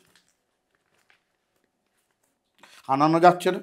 আমরা হাইকোর্ট অবধি হয়েছে, আমাদের বন্ধুরা করেছে, এখন সুপ্রিম কোর্টে কেন্দ্রীয় সরকার গিয়ে আটকে রেখে দিয়েছে, কিছুতেই আনছে না। তার বাবা মা এখানকার, 2002-এও নাম আছে, বাংলাদেশি বলে পাঠিয়ে দিয়েছে। হাজারে হাজারে হবে। আর বাংলাদেশ ওই যে পুশ ব্যাগ বলে, পুশ ব্যাগের নিয়ম কি সৌরভ? আসামে 19 লক্ষের ওপর পুশব্যাক। কি পুশব্যাক হচ্ছে তখনই যদি বাংলাদেশ সরকার স্বীকার করে হ্যাঁ সৌরভ সুজাত হচ্ছে বাংলাদেশি, আমরা ফেরত নেব। ও বাবা, ইন্টারন্যাশনাল ল। তুমি জোর করে সীমান্ত বলে ওখান দিয়ে বিডিআর তোমার ফেরত পাঠিয়ে দেবে। তো আই হ্যাভ বিকাম স্টেটলেস। আমি ছিলাম ইন্ডিয়ান, সোনালি বলছে আমি বাংলাদেশের নয়, আমি এখানকার, কেন্দ্র নেবে না, বাংলাদেশ বলছে আমার নয়, তাহলে তুমি কার? স্টেটলেস হয়ে গেল। স্টেটলেস হওয়ার সঙ্গে সঙ্গে প্রোটেকশনগুলো চলে গেল। আমাকে যদি আজকে পুলিশ মারে লক আপে, আমি কোর্টে যেতে পারি, আমার হয়ে আপনি কোর্টে যেতে পারেন। আমি স্টেটলেস, কেউ বলবার কেউ নেই, কেউ বলবার কেউ নেই। 20 লক্ষ স্টেটলেস হয়ে গেল, রেশিয়ালাইজেশন হলো। তার মধ্যে আসাম করতে দিচ্ছে না, আসাম তো সবাইকেই তাড়াতে বলছে, হিন্দু মুসলমান, কিন্তু বিজেপি হিন্দুদের শরণার্থী করে, মুসলমানদের অনুপ্রবেশ করে, ডিভিশন করে মুসলমানরা স্টেটলেস করে দাও। And then you have no life. বিনা পয়সায় স্লেভারি পাবে, কীটনাশ পাবে। এই হচ্ছে পরপরের ধাপ। ভারতীয়রাই বেনাগরিক হয়ে যাবে। ভারতের মধ্যে যে সম্প্রদায়গুলো ওদের অপছন্দের সম্প্রদায়, তাদের ভোটলেস করে দেবে। করেই বাংলাদেশে নন ফুয়েলম্যান ইংরাজিতে বলে, রিফিউজি লতে নন ফুয়েলম্যান ফেরত পাঠানো যেতে পারে না without the permission of the concern country. এবং সেখানে গেলে যদি আমাকে কামানের সামনে দাঁড় করিয়ে দেয়, তাহলে আমাকে সে দেশে পাঠানো হবে না। What is Donald Trump is doing? আমি এই সময় জুন জুলাইতে আমেরিকায় ছিলাম। ডোনাল্ড ট্রাম্প কী করলো? জুনে শুরু হলো, কী করলো? ও তখন আফ্রিকার 3টে দেশের সাথে যোগাযোগ করলো। গরিব, এস্তোয়ানি, রাওয়ান্ডা, ফিলিপাইন্সের একটা দ্বীপপুঞ্জের সাথে যোগাযোগ করলো এবং এল সালভাডোরের সাথে যোগাযোগ করলো যে আমার দেশের যারা ইললিগাল বেরোবে, আমি যারা মনে করছি তাদের তোমাদের পাঠিয়ে দেবো, তোমরা তাদের জেলখানায় রেখে দাও বা কোনো খামারে লাগাও। এস্তোয়ানি চুক্তি করেছে, রাজি হয়েছে। সুইজারল্যান্ড আগে বলা হতো, এখন এস্তোয়ানি, ছোট দ্বীপপুঞ্জ, নিয়ে নেবো। পয়সা দেবে আমেরিকা, গাদা গাদা ডলার দেবে, মিলিয়ন মিলিয়ন ডলার দেবে। আমেরিকায় ওই জন্য রোজই জজদের যা মেরুদণ্ড, আমেরিকার ফেডারেল জজ মানে আমাদের ডিস্ট্রিক্ট জজ, সে ডোনাল্ড ট্রাম্পের অর্ডারকে বলছে বেআইনি। ওদের তাও মেরুদণ্ড আছে। আমাদের সুপ্রিম কোর্ট নড়বড়ে। কোথায় যাবে মানুষ এই প্রতিবাদটা না হলে? এরাম নয় যে মৃত লোককে রাখো, এটা আমরা বলছি। এটা কোনো ভোট তো গোপন। তাহলে ও বিজেপিকে দিত না বিজেপিকে না দিত আমরা জানবো কি করে? একদমই তাই। ভোটার অবৈধ বাদ যাবে, বৈধ থাকবে, এটাও ঠিক আছে, কিন্তু তুমি বৈধকে অবৈধ করে দিচ্ছ কেন? না, ওরা যেটা মূলত বলছে যে এই যে ঘুষপেটিয়া আর কি, অনুপ্রবেশকারী যারা বেআইনিভাবে ঢুকে পড়েছে, বাংলাদেশ থেকে ঢুকে পড়েছে, রোহিঙ্গা যারা ঢুকে পড়েছে এবং এখানে এসে তারা খুব সহজে বটেই আমাদের সম্পদ খেয়ে নিচ্ছে এবং মানে খাচ্ছে, জাল ভোটার কার্ড করে নিয়েছে, জাল আধার কার্ড করে নিয়েছে। সেই জন্য আমরা ভোটার আধারটাকে মানছি না, ঠিক, মানে পরিচয়পত্র হিসেবে মানছি না। খুব ঠিক, অত্যন্ত যুক্তিসঙ্গত কথা। তার তো একটা উত্তর লাগবে। কত ঘুষপেটিয়া? কেউ কেউ তো দাবি করছেন 1 কোটির বেশি। হ্যাঁ, কেউ তো দাবি করছেন পশ্চিমবঙ্গে শুধু 1 কোটির বেশি। না, সরকারি তথ্য বলুন। পার্লামেন্টে একটা রিপোর্ট বেরিয়েছে, তো ভারত বর্ডারকে দেখে, বিএসএফ দেখে। তার মানে কার আন্ডারে? Central government, home ministry.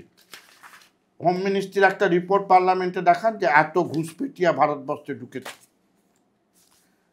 স্বামী, আপনি একটা ডকুমেন্ট আমাকে দেখান। নেই, কোনো তথ্য নেই। তথ্য যদি না থাকে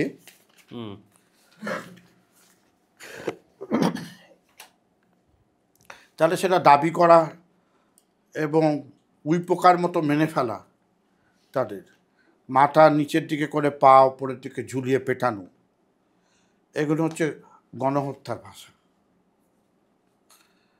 either if you have a proof, submit the proof.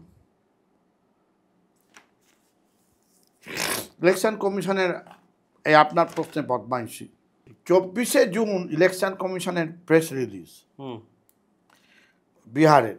আমি বলছি বারবার, ওটা হচ্ছে আমাদের ভারতে নাগরিকত্ব কারার একটা বিভাজন রেখা, কালো রেখা। Various reasons such as rapid urbanization, frequent migration, young citizens becoming eligible to vote, non-reporting of death, তার মানে বিহারে প্রচুর উন্নয়ন ও নগরায়ন হয়েছে, প্রচুর লোক মাইগ্রেশন হচ্ছে, নতুনরা ভোটার হবে, যদিও প্রথম তালিকা একটা নতুনের নামও ছিল না, প্রচুর মৃত লোক যাদের নাম রিপোর্ট করা হয়নি। Last, inclusion of the names of foreign illegal migrants have necessitated the conduct of an intensive revision, no partial, incentive revision, so as to ensure integrity and preparation of error-free electoral. Fine. এটা বাংলা করে বলে দিন। তার মানে হচ্ছে নগরায়ন, rapid, প্রায়শই এ দেশ থেকে, বিহার থেকে অন্য জায়গায় চলে যাওয়া, তরুণ নাগরিকদের বয়স হয়েছে ভোট দেওয়ার নামগুলো তোলা, যারা মারা গেছেন তাদের নামগুলো আসে না সেগুলো বাদ দেওয়া, এবং ফরেন বিদেশি বেআইনি যারা ইমিগ্রান্ট এসছে আমাদের দেশে তাদের নামগুলো ভোটার তালিকায় ঢুকে আছে। আপনার কথা আপনারই তাই বলছেন, ভোটার তালিকায় ঢুকে আছে। এই সমস্ত কারণে ইন্টেন্সিভ রিভিশন করার জন্য বিহারে এটা বলা হচ্ছে। স্পেশাল শব্দটা নেই, আবার আমি আপনাকে বলছি। এটা 24 তারিখ আবার মামলা হলো, সুপ্রিম কোর্টে এরা উত্তর দিল। 800 পাতার ডকুমেন্ট। এই প্রেস লিস্টটা ক পাতা সৌরভ? 2 আর 2 হ্যাঁ 4 পাতা। প্রথম একটা কারণ বলল যে ইনক্লুশন অফ ফরেন নেম, তার মানে বেআইনি ভোটার, নন অনাগরিকদের। 800 পাতার পিটিশন জমা দিয়ে যখন মামলা হলো, তাতে এই শব্দটা নেই। কেন নেই? হলফনামায় তুমি 800 পাতা ধরে তুমি বলছো যা করেছো নাগরিকত্ব তুমি যাচাই করতে পারো, হ্যান ত্যান সব, তাহলে এই কারণটা বললে না কেন? যে তালিকার মধ্যে বিদেশি সব ঢুকে আছে, সেটা বাছাই করাটাও আমাদের কাজের মধ্যে পড়ে, সেটা তুমি 800 পাতার মধ্যে বললে না কেন? বললেই হয় বিরোধী যারা করেছে, নয় সুপ্রিম কোর্টের তালিকা দাও। তোমার তাহলে 2002 থেকে 2024, 2003 থেকে 2024 তোমার তাহলে তালিকা আছে। তারপর তো ভোটার তালিকা হয়েছে 24-এ, তো সারা ভারতবর্ষের লোকসভা, তার মধ্যে কতজন বিদেশি তালিকা দাও? একটাও তো নেই। তো বিজেপির কথাটা লিখে দিয়েছে। কোর্টকে তো হলফনামা দিয়ে বলতে হবে যে আমার কাছে 100, 200, 300, 500, 600 আছে বা 63 লক্ষ আছে, 1 কোটি আছে, বলো। নেই, প্রমাণ করতে পারবে না। কোর্টে ওটা আর বলবো না। এক পদ্ধতি পাবলিকলি বলে দিল inclusion of the names of the foreign illegal migrant. সেই কারণে আমাদের বিহারটা করতে হচ্ছে। নট প্রুভেন, একটাও প্রমাণিত হয়নি। তাহলে তুমি 800 পাতাতে তুমি দলিলে দিতে পারতে, 800 পাতার দলিলে দিতে পারতে, হুজুর আমাদের কাছে যা খবর 60 লক্ষ লোক বিদেশি, 10 লক্ষ লোক বিদেশি, বাকি নানা কারণ। বলনি কেন? এর উত্তর তো দিতে হবে। এই জন্য এই ভদ্রলোক যখন এই বইটা লেখেন, population and the political imagination, আর মানে রামের নামে উনি লিখেছেন। ওনার নাম রাম ভগত, রাম বি ভগত। উনি বলছেন যদি প্রমাণ ছাড়া, অসাধারণ কাজ না আসাম সব মিলিয়ে, প্রমাণ ছাড়া যদি তুমি বলো অনুপ্রবেশ ঘটেছে, এটা অতি দক্ষিণপন্থী ফ্যাসিবাদের হাতিয়ার, নয়তো জেনোফোবিয়া হবে। তথ্য দিয়ে যদি তুমি প্রমাণ দেখাতে না পারো, তাহলে জেনোফোবিয়া নিশ্চিত। একজনের হাতে মারণাস্ত্র তুলে দিচ্ছ অন্যদের হত্যা করার জন্য, যা নাজিবাদের বহিঃপ্রকাশ। On the other hand, lack of data or irregular migration whip up national sentiment resting on the clutches of xenophobia in the one hand and jingoism on the other. অর্থাৎ ডেটা না দিয়ে যা অনুপ্রবেশ ঘটছে, চারপাশে রোহিঙ্গা গিজ করছে, ওই বাংলাদেশিরা ঘুরে বেড়াচ্ছে, একটা লুঙ্গি দেখলেই ও বাংলাদেশি, আর এখন বাংলা বললে অন্য জায়গায় পেটানো হচ্ছে বাংলাদেশি বলে। এই যে হুইপ আপ করে দিয়েছো তুমি, এবং এখন তো অতগুলো চাই। কমিশন কিছুতেই বিহারে উত্তর দিচ্ছে না। কতগুলো বিদেশি ছিল উত্তর দিয়েছে না, বহু কষ্টে কেটে কুটে 300 বেরিয়েছে, নোটবন্দি ভোটবন্দির মতো। কালো টাকা বেরোলো না, লোকের হয়রানি শেষ, আত্মহত্যা হলো। তখন আত্মহত্যা হয়নি, লোক হয়রানিতে আত্মহত্যা করেছে, আতঙ্কে আত্মহত্যা করেছে। কে তার পাশে আছে? কেউ তার পাশে নেই। তারপরে 1 মাসের মধ্যে ভোট করে দিয়েছে, লোকে ভোটের জন্য চুপছে। পলিটিক্যাল পার্টি এখন ভোটের ক্যাম্পেইন দেবে। ভোটের আগে ওটা করেছিল। সিএ এর সাথে তফাৎ আছে, সিএতে আন্দোলন হচ্ছে, সিএর সাথে ভোটের কোনো সম্পর্ক ছিল না সেই মুহূর্তে। বা আমার নাগরিকত্ব বা আপনার নাগরিকত্ব যাচ্ছিল না, বা এখানকার মুসলমানদেরও নাগরিকত্ব যাচ্ছিল না। কিন্তু তুমি এইটা করে দিয়েই ভোট ঘোষণা করে দিয়েছো। 27 অক্টোবর তুমি বসে বললে বিহারের ঢঙে এসআইআর হবে, বলে নির্বাচনের ডেট ঘোষণা করে দিয়েছে। লোক কোনটা লড়বে? তখন সব দলকে এখন ভোট রক্ষা কমিটি করে করে ঘুরে করে, এটা আপনাদের সামনেও দেখলাম, সব বসে থাকতে হচ্ছে। আর অন্য ইস্যু, এটা লড়বো না, অন্য ইস্যু লড়বো। অন্য ইস্যু লড়তে গিয়ে অন্য ইস্যু লড়তে পারলো না। বিহারে মহিলাদের অ্যাকাউন্টে টাকা ঢুকে গেল, ওয়ার্ল্ড ব্যাংকের টাকা। আর এদিকে ভোট চুরি নিয়ে আমরা চেঁচাচ্ছি, ওরা তখন আস্তে করে অন্য চুরি করে নিয়ে বেরিয়ে চলে গেল।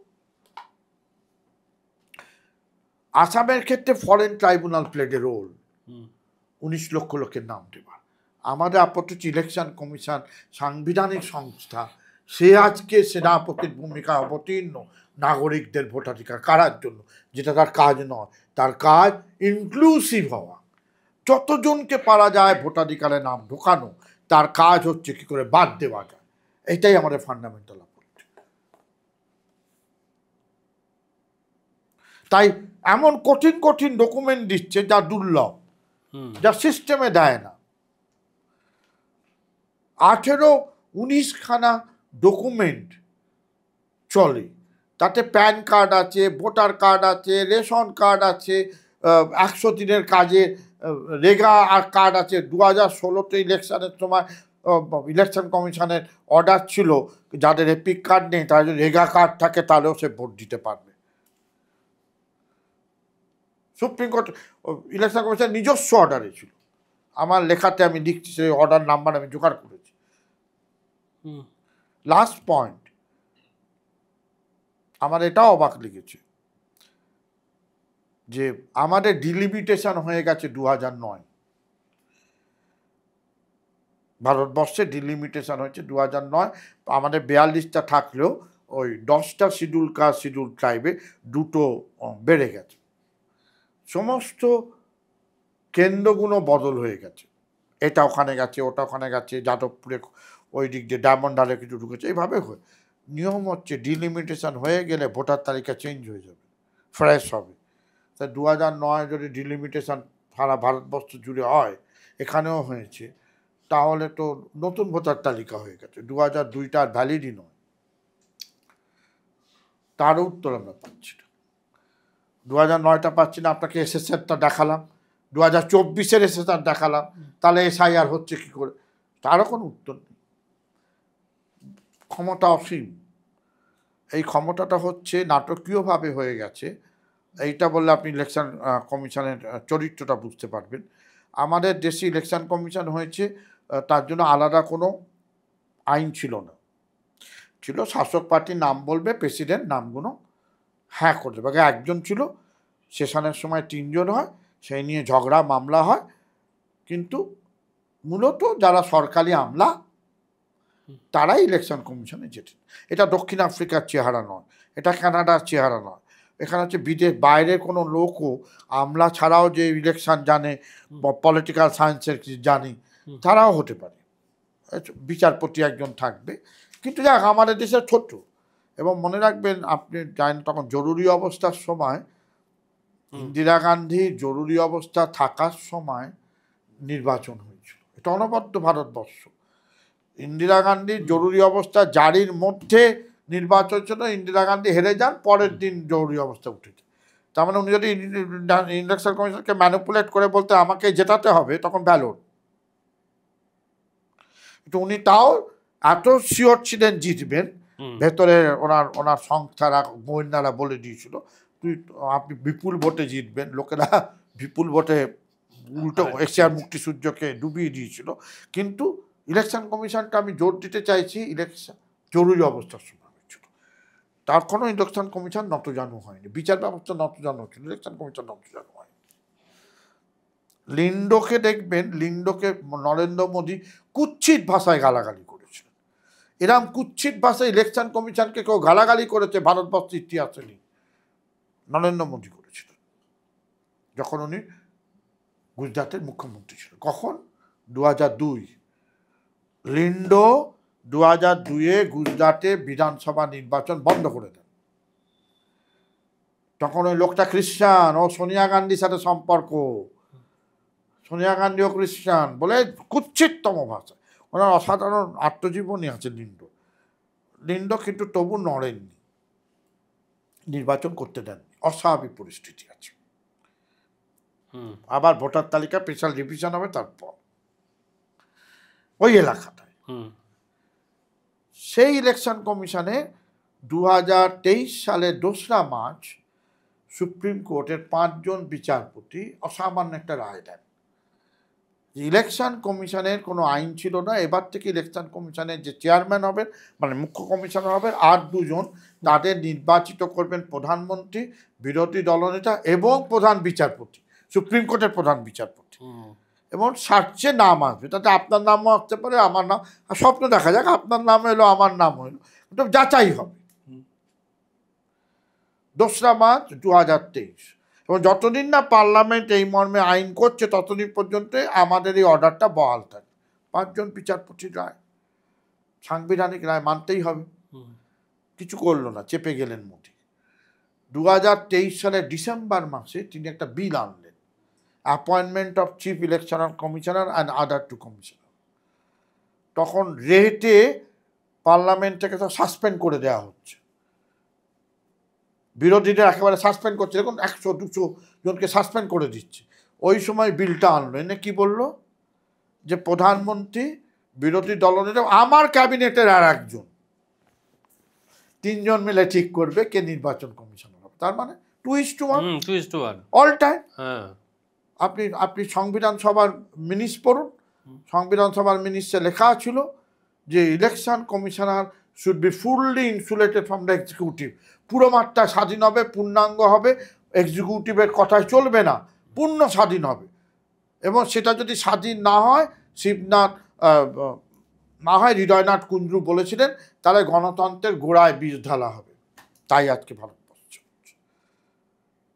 1978 সালে মহিন্দর সিং গিল মামলায় সুপ্রিম কোর্টের 5 জন বিচারপতি, কৃষ্ণায়ন সহ, কৃষ্ণায়ন লিখছেন, ইংরাজিটা শুনুন, no one is imperium in imperio in the constitutional order. আমাদের সাংবিধানিক বিন্যাসে কেউ সম্রাট নয়, কাউকে না কাউকে কোথায় জবাবদিহি করতে হবে। তাই ইলেকশন কমিশনার ওইটা বাতিল করে দিয়ে বললো আমার ক্যাবিনেট, অমিত শাহ, মোদি, আর ওদিকে হয়তো রাহুল গান্ধী বা অধীর রঞ্জন চৌধুরী। তার মানে শাসক দলের লোকই ঢুকছে। তাহলে ইন্ডিপেন্ডেন্সের যে স্বপ্ন সংবিধান সভা দেখেছিল, তছনছ করে দিলে, তছনছ করে দিলে। আগে প্রেসিডেন্ট দিত, আমলা যেত, কংগ্রেসে বলতো, তার বদলে আইন হলো, তখনও ইন্ডিপেন্ডেন্স হলো, সেশনের মতো লোকেরা উঠে এসছিল, মাথা নত করেনি। তুমি তার বদলে এমন একটা আইন করলে অল টাইম 2:1 তোমার লোক ঢুকে যাবে।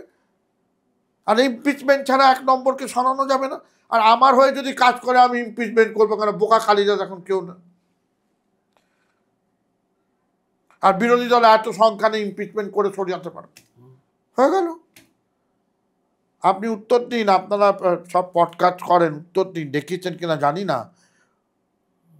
অধীর রঞ্জন চৌধুরী তখন, পরে রাহুল গান্ধী, একটা লোককে, একজন সরকারি আমলাকে 1 দিনের মধ্যে চাকরি থেকে অবসর করিয়ে 1 দিনের মধ্যে পেনশনের টাকা পাইয়ে সেই দিনই তাকে ইলেকশন কমিশনের মেম্বার করা, অরুণ গোয়েল তার নাম। 1 দিনে, ঝড়ের গতিতে। 2 দিনের মাথায় তিনি রেজিগনেশন দেন। কেন? ভারতবাসীদের জানবার অধিকার আছে। তুমি তাকে ডেকে আনলে, চাকরি থেকে সরিয়ে দিলে, 1 দিনে চাকরি দিয়ে দিলে, আবার তাকে 1-2 দিনের মাথায় চলে গেল কেন? একটু মেরুদণ্ডটা দেখাতে গেছিল। অশোক লাভাসা, সে বলেছিল প্রধানমন্ত্রীর হেলিকপ্টারে 19 সালে প্রধানমন্ত্রী হেলিকপ্টারও সার্চ হবে, ওখানে কালো ব্যাগ আছে, সার্চ হবে। বিরোধী দলনেতার গাড়িও সার্চ হবে, প্রধানমন্ত্রী হেলিকপ্টারও সার্চ হবে। 2:1, অন্যজন বলে করা যায় না। তখন কমিশনের কেউ একজন বোধহয় ব্যাগটা খুলতে গেছিল, তাকে চাকরি থেকে সাসপেন্ড করে, অশোক লাভাসা তাকে চাকরি থেকে সাসপেন্ড করা যাবে না, সে আমাদের নির্দেশে কাজ করেছে। প্রধানমন্ত্রী বলে তো না, তখন সবাই দল নেতা, যেটা দলের নেতা,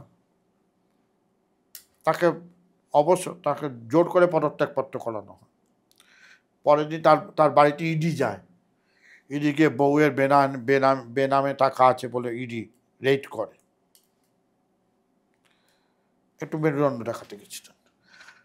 জগদীশ ধনকর মেরুদণ্ডবিহীনভাবে ভাইস প্রেসিডেন্ট হয়েছিলেন, কিন্তু ইমপিচমেন্টের ব্যাপারে যেহেতু বিরোধীদের ইমপিচমেন্টটা নিয়েছিলেন, তাকে পরের দিন ভাইস প্রেসিডেন্ট থেকে সরিয়ে দেওয়া হলো। ফলে এমন একটা ইলেকশন কমিশন নিজের লোক ঢুকবে, ইমপিচমেন্ট ছাড়া সরানো যাবে না, ফলে সে যদি সরকারের দিকে হেলেও যায় কেউ কিচ্ছু করতে পারবে না। That's that. বিহারে লাস্ট টাইম ইলেকশানে 110 এরা পেয়েছিল। এমন এমন জায়গায় 50, 60, 70, 200, 500, 600 ভোটের ডিফারেন্স ছিল, সেখানে সবচেয়ে বেশি ভোট বাদ গেছে, সবচেয়ে বেশি ভোটার বাদ গেছে। তাই আমরা চেঁচাচ্ছি। এরম নয় যে তৃণমূলের ভোট চলে গেল, আমার বয়ে গেল, আমরা জানি না কার ভোট চলে যাচ্ছে। ভোটারের বৈধ অধিকারটা চলে যাচ্ছে, সংবিধান আক্রান্ত হচ্ছে, ইলেকশন কমিশনের স্বাধীনতা আক্রান্ত হচ্ছে, ইয়াসম্যানে পরিণত হয়ে যাচ্ছে। সাংঘাতিক। নাগরিকত্ব যাচাই করতে পারে না, বেআইনি সংবিধান বিরোধী কাজ করছে। সুপ্রিম কোর্ট কিছু বলেনি। 2023 সালের আইনে 10 জন পিটিশনার আছে যে ওইভাবে 2:1 করে করা যাবে না। সাংবিধানিক বৈধতা চাল 2023, আজকের তারিখ 2025, দুবার মাত্র শুনানি হয়েছে। সুপ্রিম কোর্টের ওই সাহসটা নেই। I am sorry to say. সমস্ত 77 সালের আগে 75 থেকে 77-এ ইন্দিরা গান্ধীর পায়ের তলায় বিচার ব্যবস্থা চলে গেছিল। আমার কথা নয়, বিচার বিভাগের কথা।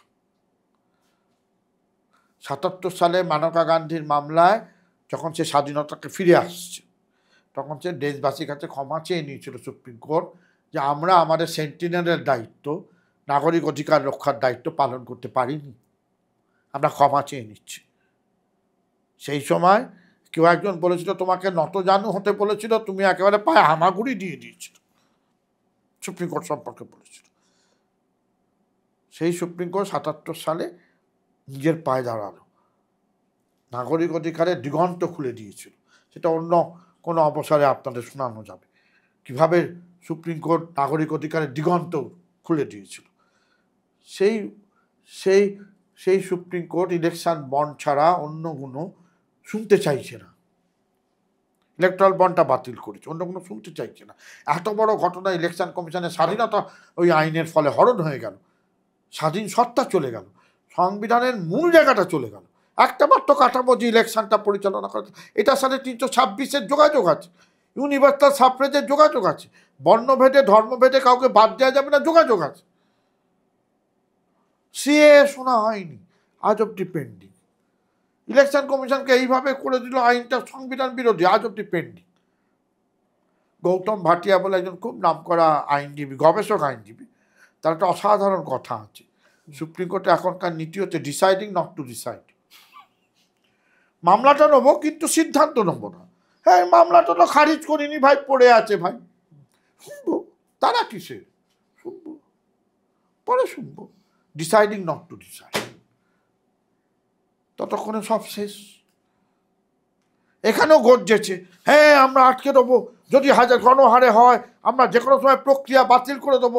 বলছে বিহার হয়ে গেল, 12টা রাজ্য হয়ে যাবে, শুনছে না। যোগেন্দ্র যাদব ওই লেভেলে নিজে অ্যাপিয়ার করে বলছেন, প্রশান্ত সংগঠন হয়ে বলছে একা।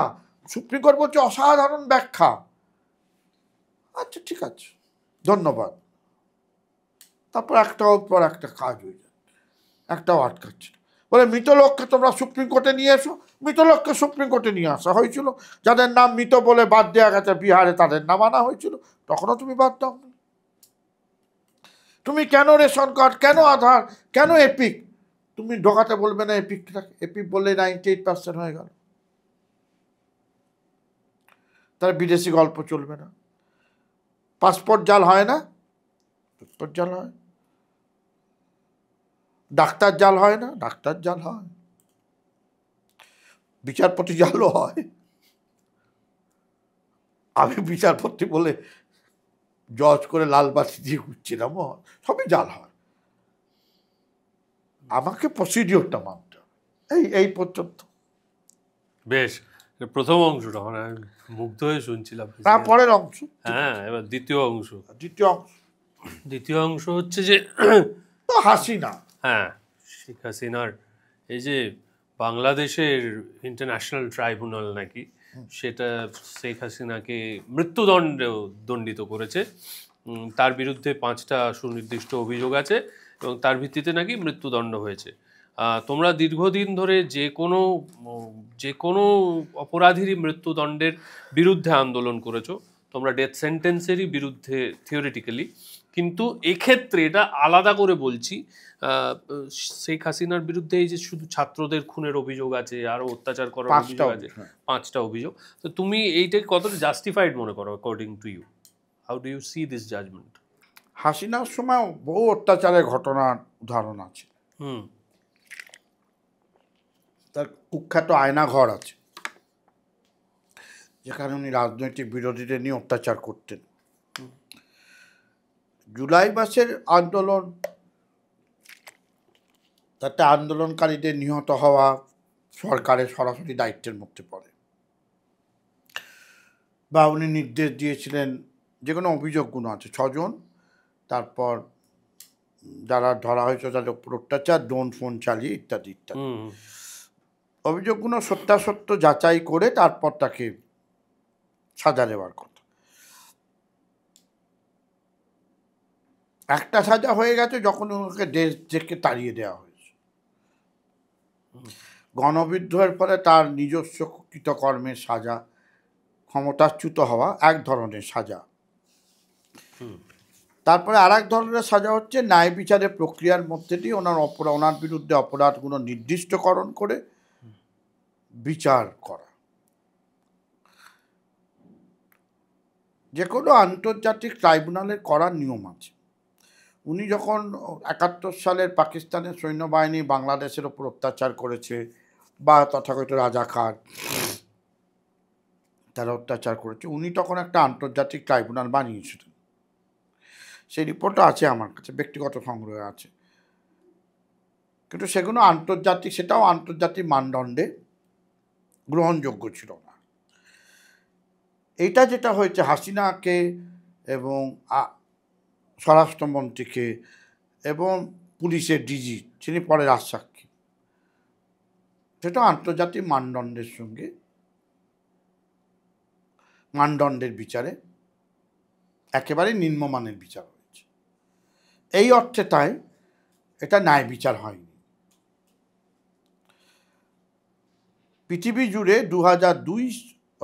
পৃথিবী জুড়ে মানবতার বিরুদ্ধে অপরাধ, জেনোসাইড, এগুলো হিটলারের সময় নুরেমবুর্গ ট্রায়ালে তখন ফাঁসি ছিল। তারপর সভ্যতা যত এগিয়েছে তত মানবতার বিরুদ্ধে অপরাধ অথবা গণহত্যা, জেনোসাইড তখন, বা ওয়ার ক্রাইম, এই 3টে হচ্ছে মেজর, যেখানে মাস স্কেলে সব হয়। একটা সুজাত সৌরভকে মার্ডার করলো, এতে কিছু হবে না, মাস স্কেলে হতে হবে এবং অনেক দিন ধরে হতে হবে। তাহলে সেটা ওয়ার ক্রাইম, যুদ্ধ অপরাধ, যুদ্ধ যখন চলছে, ধরুন আমি সারেন্ডার করলাম, বা পাকিস্তানে ভারতীয় সৈন্য ধরা পড়লো, তখন তাকে মারা, টর্চার করা, এগুলো হচ্ছে ওয়ার ক্রাইম। একটা হচ্ছে জেনোসাইড, একটা নির্দিষ্ট লক্ষ্যে একটা জনগোষ্ঠীকে নিশ্চিহ্ন করে দেওয়া, এবং একটা হচ্ছে মানবতার বিরুদ্ধে অপরাধ, টর্চার থেকে শুরু করে সব। তো সেই ধরনের একটা কোর্ট হয়েছে 2000 সালে রোম ঘোষণা বলি আমরা। 2002 থেকে সেই কোর্ট শুরু হয়েছে ইউনাইটেড নেশনের তত্ত্বাবধানে, সেটা হেগে, নেদারল্যান্ডসের হেগে আছে। সেখানে এখনও দুজনের বিচার চলছে, আমি পরে 1 মিনিট বাদে বলি। কিন্তু সেই সমস্ত ক্ষেত্রেও মানবতার বিরুদ্ধে অপরাধে মৃত্যুদণ্ড নেই। আন্তর্জাতিক ইউনাইটেড নেশনের অধীনে ইন্টারন্যাশনাল ক্রিমিনাল কোর্টের সর্বোচ্চ সাজা মৃত্যুদণ্ড নয়। সেখানে সাজা 200 বছরের জেল, 150 বছরের জেল, 400 বছরের জেল। কার্যত তুমি আর জেল থেকে বেরোতে পারছো না, যাবজ্জীবন কারাদণ্ড, কিন্তু মৃত্যুদণ্ড নেই। তার একটা কারণ আছে, যদি কোনো দিন কোনো স্কোপে যদি মনে হয় যে তত্ত্ব কোনো ভুল, তারা তুমি তাকে ছাড়িয়েও আনতে পারো। আর তুমি এখানে একটা আন্তর্জাতিক নাম দিচ্ছ ট্রাইব্যুনাল, কোনো আন্তর্জাতিক বিচারপতি নেই। তোমার গোলাম মুর্তজা মজুমদার থেকে শুরু করে যারাই আছেন সবই দেশীয়, ওটা একটা আন্তর্জাতিক মানদণ্ডে পৌঁছতে পারলে না। তুমি কোনো নিরপেক্ষ বিচারপতি অন্য দেশ থেকে এনে বিচার করছো না। যে সরকারে যারা এসছে তারাই বিচারপতি নিয়োগ করে দিয়েছে, তাদেরই নিয়োগ বিচারপতি দিয়ে তুমি বিচার চালাচ্ছ। হাসিনা দেশের বাইরে, আসাদুজ্জামান দেশের বাইরে, তারা উপস্থিত নেই, তারা তাদের নিজস্ব রাখতে পারছে না, বক্তব্য রাখতে পারছে না। তোমার গঠিত সরকারেরই কোনো আইনজীবী তাদের হয়ে দাঁড়িয়েছে মাত্র, আর ওদিকে ক্ষমতায় যারা আছে প্রসিকিউশন তাদের, ফলে কোনো মানদণ্ডেই এটা নিরপেক্ষতা রাখতে পারছে না। বিচারপতির নির্বাচন থেকে শুরু করে, কাঠামোর দিক থেকে শুরু করে, জেরার প্রশ্নে, এবং তুমি একজনকে রাজসাক্ষী করালে, বলো তুই হয়ে যাও, তাহলে তোমার আর পানদণ্ড হবে না, তখন সে যা চেয়েছে সেই মতো করে বলে দিয়েছে। সেটা যে আন্ডার ডিউরেস, আন্ডার কম্পালশন, আন্ডার কোয়ার্সন, চাপে পড়ে, অত্যাচারের মুখে পড়ে তিনি দিয়েছেন কিনা সেটা যাচাই করারও কোনো ক্ষমতা কাউ নেই।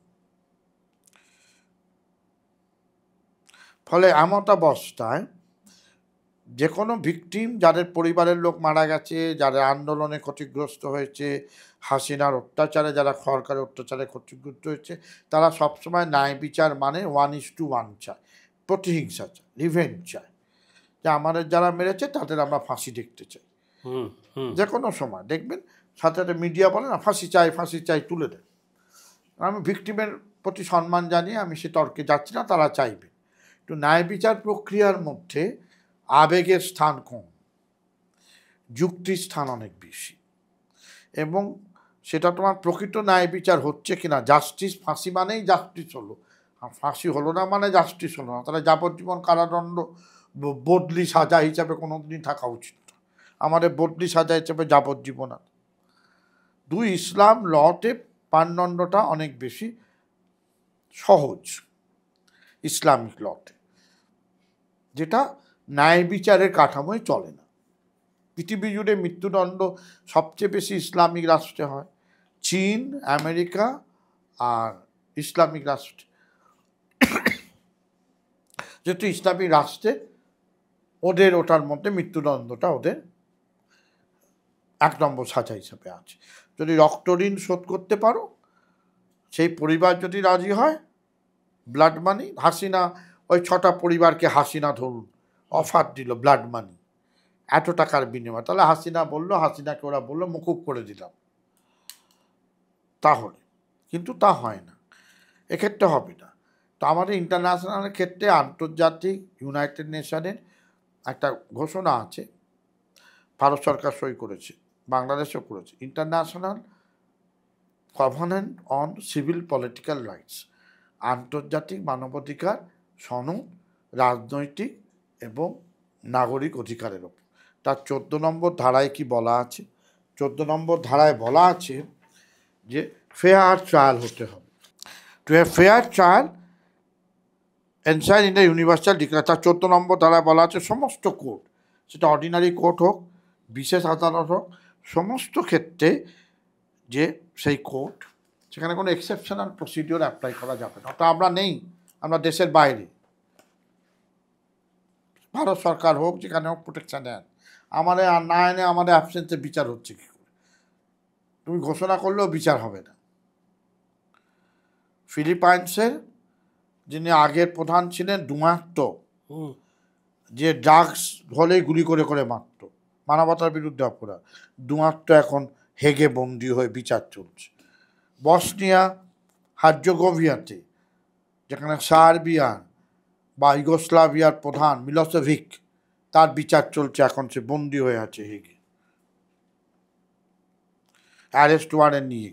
ইসরায়েল প্যালেস্তাইন গাজাতে যা করেছে, নেতানিয়াহুর বিরুদ্ধে অ্যারেস্ট ওয়ারেন্ট আছে, ধরা পড়লে তার বিচার হবে ওখানে, যতক্ষণ না ধরা পড়ছে ততক্ষণ বিচার হবে না। তা তুমি যতক্ষণ না আনাতে পারছো প্রত্যাপন বা যা করে হোক, তুমি তাহলে কি করে বিচার করে 1 মাসের মধ্যে 2 মাসের মধ্যে তুমি সব কিছু করে সাজা দিয়ে দিলে? ন্যায় বিচার সম্মত নয়। ন্যায় বিচার হতে গেলে কি কি লাগে? extraordinary court, whether the court is established by the law, whether the jurisdiction of the court violates the guarantee of non-discrimination equality, আইনের দ্বারা কোর্ট কি হয়েছে না সরকারের দ্বারা হয়েছে। কোর্ট যখন দেখি বৈষম্য করবে না কোনো কোনো অভিযুক্তের বিরুদ্ধে, হাসিনা আচ্ছা দেখে নেবো, এরকম কোর্ট করতে পারবে না। জাজেস আর ইন্ডিপেন্ডেন্ট অফ এক্সিকিউটিভ, সরকারের প্রভাবমুক্ত Jazeera. জাজেস R competent and impartial, যারা কি দক্ষ এই ধরনের বিচার চালাবার জন্য। প্রথম আলো বলে কাগজ বেরোয় বাংলাদেশ থেকে। প্রথম আলোয় বাংলাদেশের কাগজে গতকালের এডিশনে আছে, প্রধান বিচারপতি একদিনও কোর্টে আসেনি। যে কদিন বিচার হয়েছে 2 জন 40 জন, জানেন তো সিদ্ধান্ত হয়ে আছে, তো ফাঁসিটা দেবো আমি সই করব, উনি একদিনও শুনতেও আসেনি।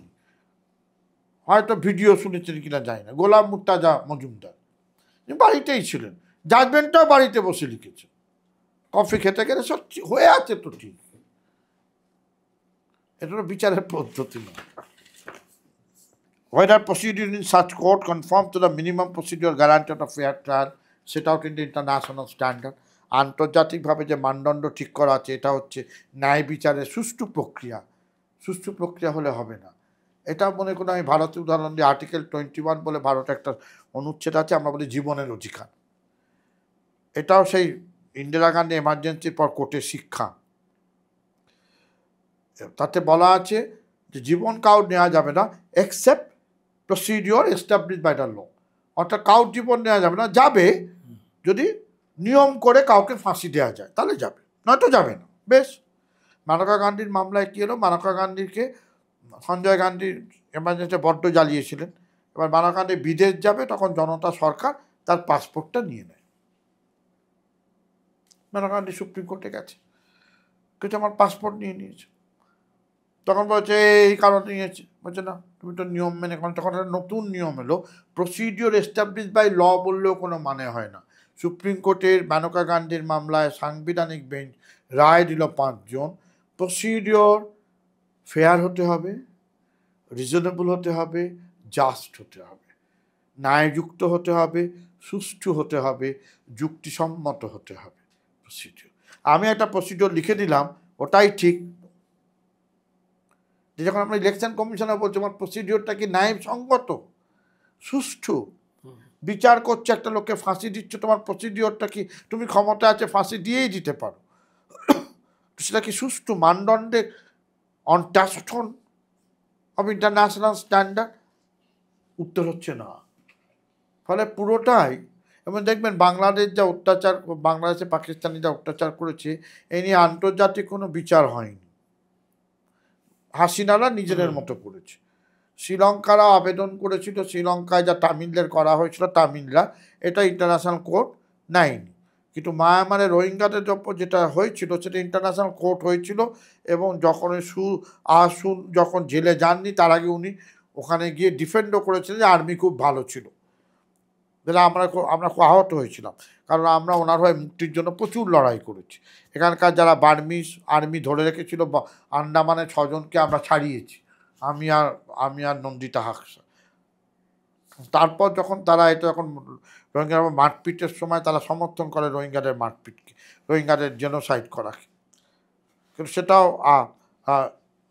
আসাং সুইকে সমর্থন করেছিলেন। দক্ষিণ আফ্রিকা কেস করেছিল, ইসরায়েলের বিরুদ্ধেও দক্ষিণ আফ্রিকা কেস করেছে। ইন্টারন্যাশনাল ক্রিমিনাল কোর্টে মামলা হতে পারে যদি বাংলাদেশ মনে করতো, তাহলে বাংলাদেশ সই করুক international court of justice, international criminal কোর্টে আইসিসিতে সই করলেই তুমি হাসিনাকে ওখানে বিচারের জন্য নিয়ে যেতে পারো। সেটা করতে গেলেই স্ট্যান্ডার্ড লাগবে, সেটা করতে গেলেই প্রমাণ লাগবে। আর এই 6টা মারা 10টা মারা আমি মারায় নিন্দাযোগ্য অপরাধ, সেটা ওই লেভেলের অপরাধে পর্যায়ভুক্ত হবে না। ক্যাটাগরি আছে, ওই ক্যাটাগরিতে আসবে না। যেটা নিজের মতো করে একটা আন্তর্জাতিক মানবতার বিরুদ্ধে অপরাধ বলে দিলে, বলেই তুমি এটা করলে, হবে না। কারণ যারা বিদ্রোহ করেছে তারাও হিংসা করেছে, তারাও আগুন জ্বালিয়েছে, তারাও এসব করেছে। ফলে তখন তর্ক অন্যভাবে উঠে যাবে। তো আমি ক্ষমতাবান, আপনি নিরস্ত্র লোক, আপনাদের নিয়ে গিয়ে আমি দাঁড় করিয়ে মারছি নাজদিনের মতো, শুধু ইউদি অপরাধে আমি গ্যাস চেম্বারে ঢুকিয়ে দিয়েছি। দ্যাটস এ মানবতার বিরুদ্ধে অন্য লেয়ার আছে। হাসিনার মামলা এই ইন্টারন্যাশনাল ফেয়ার ট্রায়ালে ফেল করে যাবে, পাস করতে পারবে না। তাই এক মৃত্যুদণ্ডের তো আমরা বিরোধী, আপনাকে সূচনাতেই বলেছি। তাই এটা এই বিচারের প্রহসন হয়ে গেল। ভারতবর্ষ কি প্রত্যার্পণ করতে পারে শেখ হাসিনাকে? চুক্তি আছে, রাজনৈতিক কারণে নাও করতে পারে না, কিন্তু ওই আন্তর্জাতিক নিয়ম অনুযায়ী তো যদি তার প্রাণদণ্ড মানে প্রাণ যাওয়ার কোনো রকম সম্ভাবনা থাকে, সেক্ষেত্রে নাও প্রত্যার্পণ। তাই তো বলছি, সেখানে প্রাণহানি ফাঁসির আদেশ দিয়েছ, তাহলে তো প্রাণহানির প্রাণহানির সম্ভাবনা আছে। What an episode! আমি মাঝে মাঝে না পুরো হারিয়ে ফেলছিলাম সময়, ট্র্যাক, সমস্ত কিছু। Thank you so much. SIR ধন্যবাদ ডাকার জন্য। এসআইআর নিয়ে কি ঘটতে চলেছে, আগামী দিনে কি ঘটবে, সেটা নিশ্চয়ই, সেটার দিকে আমাদের চোখ থাকবে, সতর্ক দৃষ্টি থাকবে। এবং শেখ হাসিনার ঘটনায় ফাইনালি কি ঘটছে সেটা আগামী দিনের না, আমাদের স্ট্যান্ড এটা সৌরভ বাবু, এটা আপনার এর থেকে যে অনিয়মগুলো আমি দেখালাম ইলেকশন কমিশনের, পশ্চিমবাংলা সেই অনিয়মের মধ্যে দিয়ে চলছে, তাহলে কি এসআইআর ফিল আপ করবে না? আমি এটা বলছি না। এ দায় নেওয়ার এত ক্ষমতা আমার নেই। যদি এরা মতো যে মহাত্মা গান্ধী ডাক দিচ্ছেন এসআইআর বয়কট করো, তাহলে হাজার হাজার লোক বয়কট করো। কে হরিদাস সুজাত বলছে, তার তো কিছু এসে যাবে না। কারণ যার নাম উঠবে না তার নাম বাদ চলে যাবে, সে ভোট দেবে না। ফর্ম ফিল আপ না করলেই বাদ চলে যাচ্ছে। পুরনো 24-এর ডকুমেন্ট দেখবে না, আমাকে ফর্ম ফিল আপ করতে হবে, ওরা এসেও করবে না। এও তো উল্টে দিয়েছে নিয়মটা। ফলে এবার নাম বাদ গেল, তারপর বললো তুমি বেনাগরিক, তারপরে তোমাকে হোম ডিপার্টমেন্ট থেকে ডেকে পাঠালো, কে তার দায় নেবে? আমরা বলেছি যে আমরা নীতিগতভাবে কাঠামো বদল করে দিচ্ছি, নিয়ম বদল করে দিচ্ছে, তার ভয়ানক দিক খুলে দিলাম। ইলেকশন কমিশনের যেটুকু স্বাধীনতা ছিল সেটা বিলোপ হয়ে গেল, এটা আমরা তুলে দিলাম। এসআইআর যেভাবে ডকুমেন্ট চাইতে পারে না, আরো অনেক বেশি ডকুমেন্ট চাইতে পারে, সেটাও চাইছে না। নাম বাদ দেবার একটা টেন্ডেন্সি আছে, তাহলে ফর্ম ফিল আপ করো, নাম যাতে বাদটা না যায়। আমি ওটাতে হাওয়া লাগাবো কেন? নামটা বাদ যাবে তাই ফিল আপ করিস না, এটা সেটাই তো চাইছি, যত কম নাম আসে। তা আমি তো চেষ্টা করব যত নাম ঢোকে, যত অসুবিধার মধ্যেই দাও, আমি চাইবো যত নাম ভেতরে ঢুক। আমি কেন বয়কট করতে বলবো? আমি বয়কট করার পক্ষে নই, আমি ফাইট করার পক্ষে, এক্সপ্লেন করার পক্ষে, যা ফোরাম আছে সব ফোরামে গিয়ে বলার পক্ষে। যখন ফর্মটা এলে তুমি ফিল আপ করো, ফাইটটা করো, ওয়াক ওভার দিও না। ওয়াক ওভার দেওয়া মানে দায়িত্বজ্ঞানহীনতা। এবং দিতে আমি বললাম আমার ঢাল নেই, তরোয়াল নেই, নিধিরাম সর্দার বলে দিলাম, তারপর একটা কম বাঁচাতে পারলাম না, দরকার কি? আমায় নয় তাড়াতে পারবে না, বা তাড়ালেও ঠিক আছে, কোথায় পাঠাবে? বাংলাদেশ আমাকে এমনিতে বাংলাদেশ দুবার ভিসা দেয়নি, ওরা তাড়িয়ে দিলে একবার বাংলাদেশটা দেখা হয়ে যাবে। আমার তো আদি বাড়ি ওপার বাংলা, এখন আমার দেখা হয়ে যাবে, সেটা ঠিক আছে।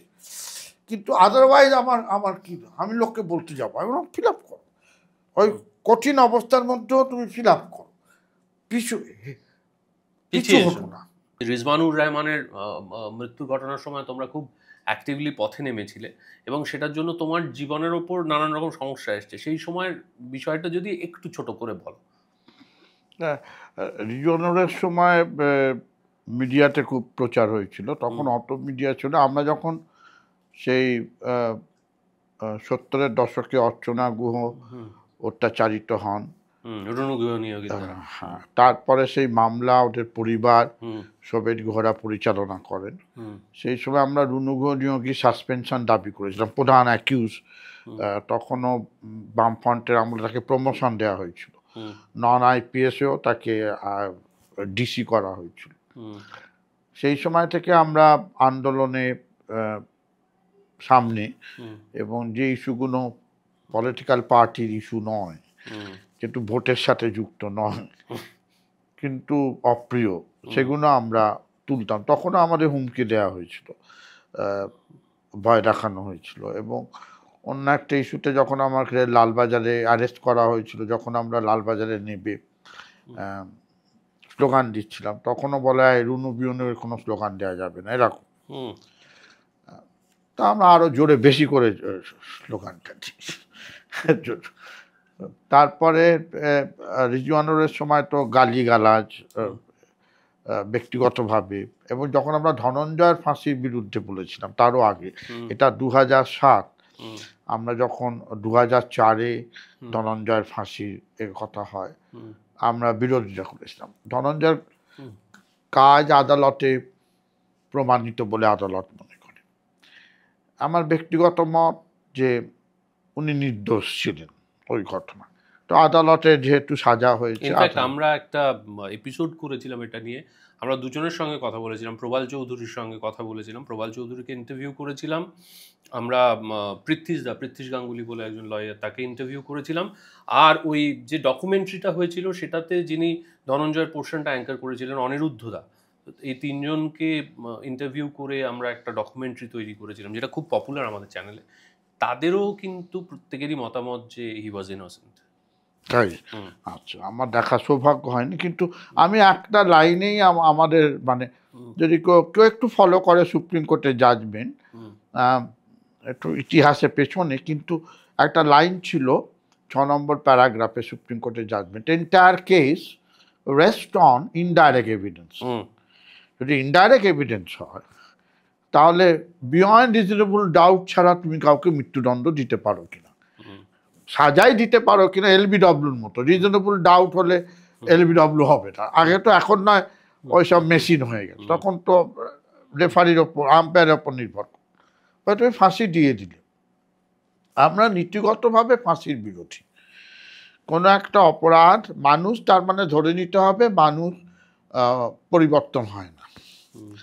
তুমি যখন জেলকে সংশোধনাগার বলছো, তাহলে তুমি সংশোধনের জন্য যত বড় ক্রাইমই হোক, ক্রাইমটাকে আমরা নিন্দা করছি, কিন্তু লোকটাকে শুধু ইন্ডিভিজুয়াল না করে সমাজের প্রেক্ষাপটে যদি দেখা হয় তাহলে সে ফিরে আসতে পারে। দুই, আমি যে বললাম বিচার ব্যবস্থায় যে নির্ভুল তার কোনো মানে নেই। অত্যন্ত বড় লোক, অত্যন্ত দক্ষ আইনজীবী দিয়েও ছাড়া পেয়ে যেতে পারে, অত্যন্ত গরিব ভালো আইনজীবী না দিয়েও দোষী সাব্যস্ত হতে পারে। এবং যদি একবার দোষী সাব্যস্ত পর 2 বছর বাদে যদি আপনাদের ওরা বলে থাকেন যে নির্দোষ, এবং এখন একটা বইও বেরিয়েছে ISI-এর অধ্যাপ, তার জীবনটা আপনি কী করে ফেরত দেবেন? কেন রিটার্ন দ্য লাইফ? তুমি লাইফ, আত্মহত্যা করতে গেলেই আমার অপরাধ বলে, আর রাষ্ট্র কত সহজে একজনকে মৃত্যুদণ্ড দিচ্ছে, এবং শেষ দিন শেষ বেলা খাইয়ে তাকে যখন নিয়ে যাচ্ছে সমাজকে আরও বর্বরচিত করে দিচ্ছে। ক্রাইমের বদলে সমাজ আরও ডিহুম্যানাইজ হচ্ছে। এইগুলো আমাদের তাত্ত্বিক প্রশ্ন। আর শাস্তিটাই নিষ্ঠুর। একটা জীবন্ত লোককে 5 জন মিলে গিয়ে সাজা দিচ্ছিলে, ইঞ্জেকশন দিয়ে মারছে, বিষয়টাই নৃশংস। এই জন্য আমরা বিরোধিতা করেছিলাম। রিজওয়ানের ক্ষেত্রে আমরা বিরোধিতা করেছিলাম যেভাবে পুলিশ একটা প্রেমকে, একটা বিবাহকে, অন্য ধর্মে যেভাবে ব্যবসায় চাপে পড়ে দিল। আমরা বলেছিলাম সুসাইড নয়, সিবিআই তদন্ত করেছে, খুবই ভালো। সিবিআই চার্জশিট পড়েছে, আমার সাক্ষ্য দেওয়া হয়ে গেছে। তারা তাতে ফোন কল ধরে ধরে ধরে ধরে কীভাবে চাপ দেওয়া হয়েছিল, অসাধারণ ওদের রিপোর্ট, আমাদের পক্ষে পাওয়া সম্ভব ছিল না। কিন্তু ওরা কনক্লুশনে পৌঁছে ওই চাপ নিতে না পেরে সুইসাইড, যদি ধরেও নি তাহলে অ্যাবেটমেন্ট টু সুসাইড, আত্মহত্যার। কিন্তু সেখানেও আমাদের ওপর চাপ, মামলা তুলে নেওয়ার জন্য আমাকে প্রলোভন দেখানো, যে ডকুমেন্টগুলো আমি সিবিআইকে সাবমিট করেছিলাম সেগুলো যাতে সাবমিট না করি, বা কোর্টে গিয়ে বললাম এগুলো আমি দিইনি, তাহলে ওরা, আর ওই ডকুমেন্টগুলো এত দক্ষ ডকুমেন্ট ছিল যে কীভাবে ওকে দিনের পর দিন কটা দিন ধরে অমানসিক নির্যাতন করা হয়েছিল, মানসিক এবং শারীরিক পীড়ন করা হয়েছিল, তার অনবদ্য বর্ণনা অসাধারণ লিখেছিল, 3 পাতার চিঠি, সে দেখবার মতো। তখন 60 সাল থেকে আজও 25-এ মামলা চলছে, ও এখনো মামলা চলছে? আমরা সবে 5-6 জন সাক্ষী দিয়েছি, তার মধ্যে ওর মাও মারা গেলেন। কবে বিচার হবে কেউ জানে না। এবং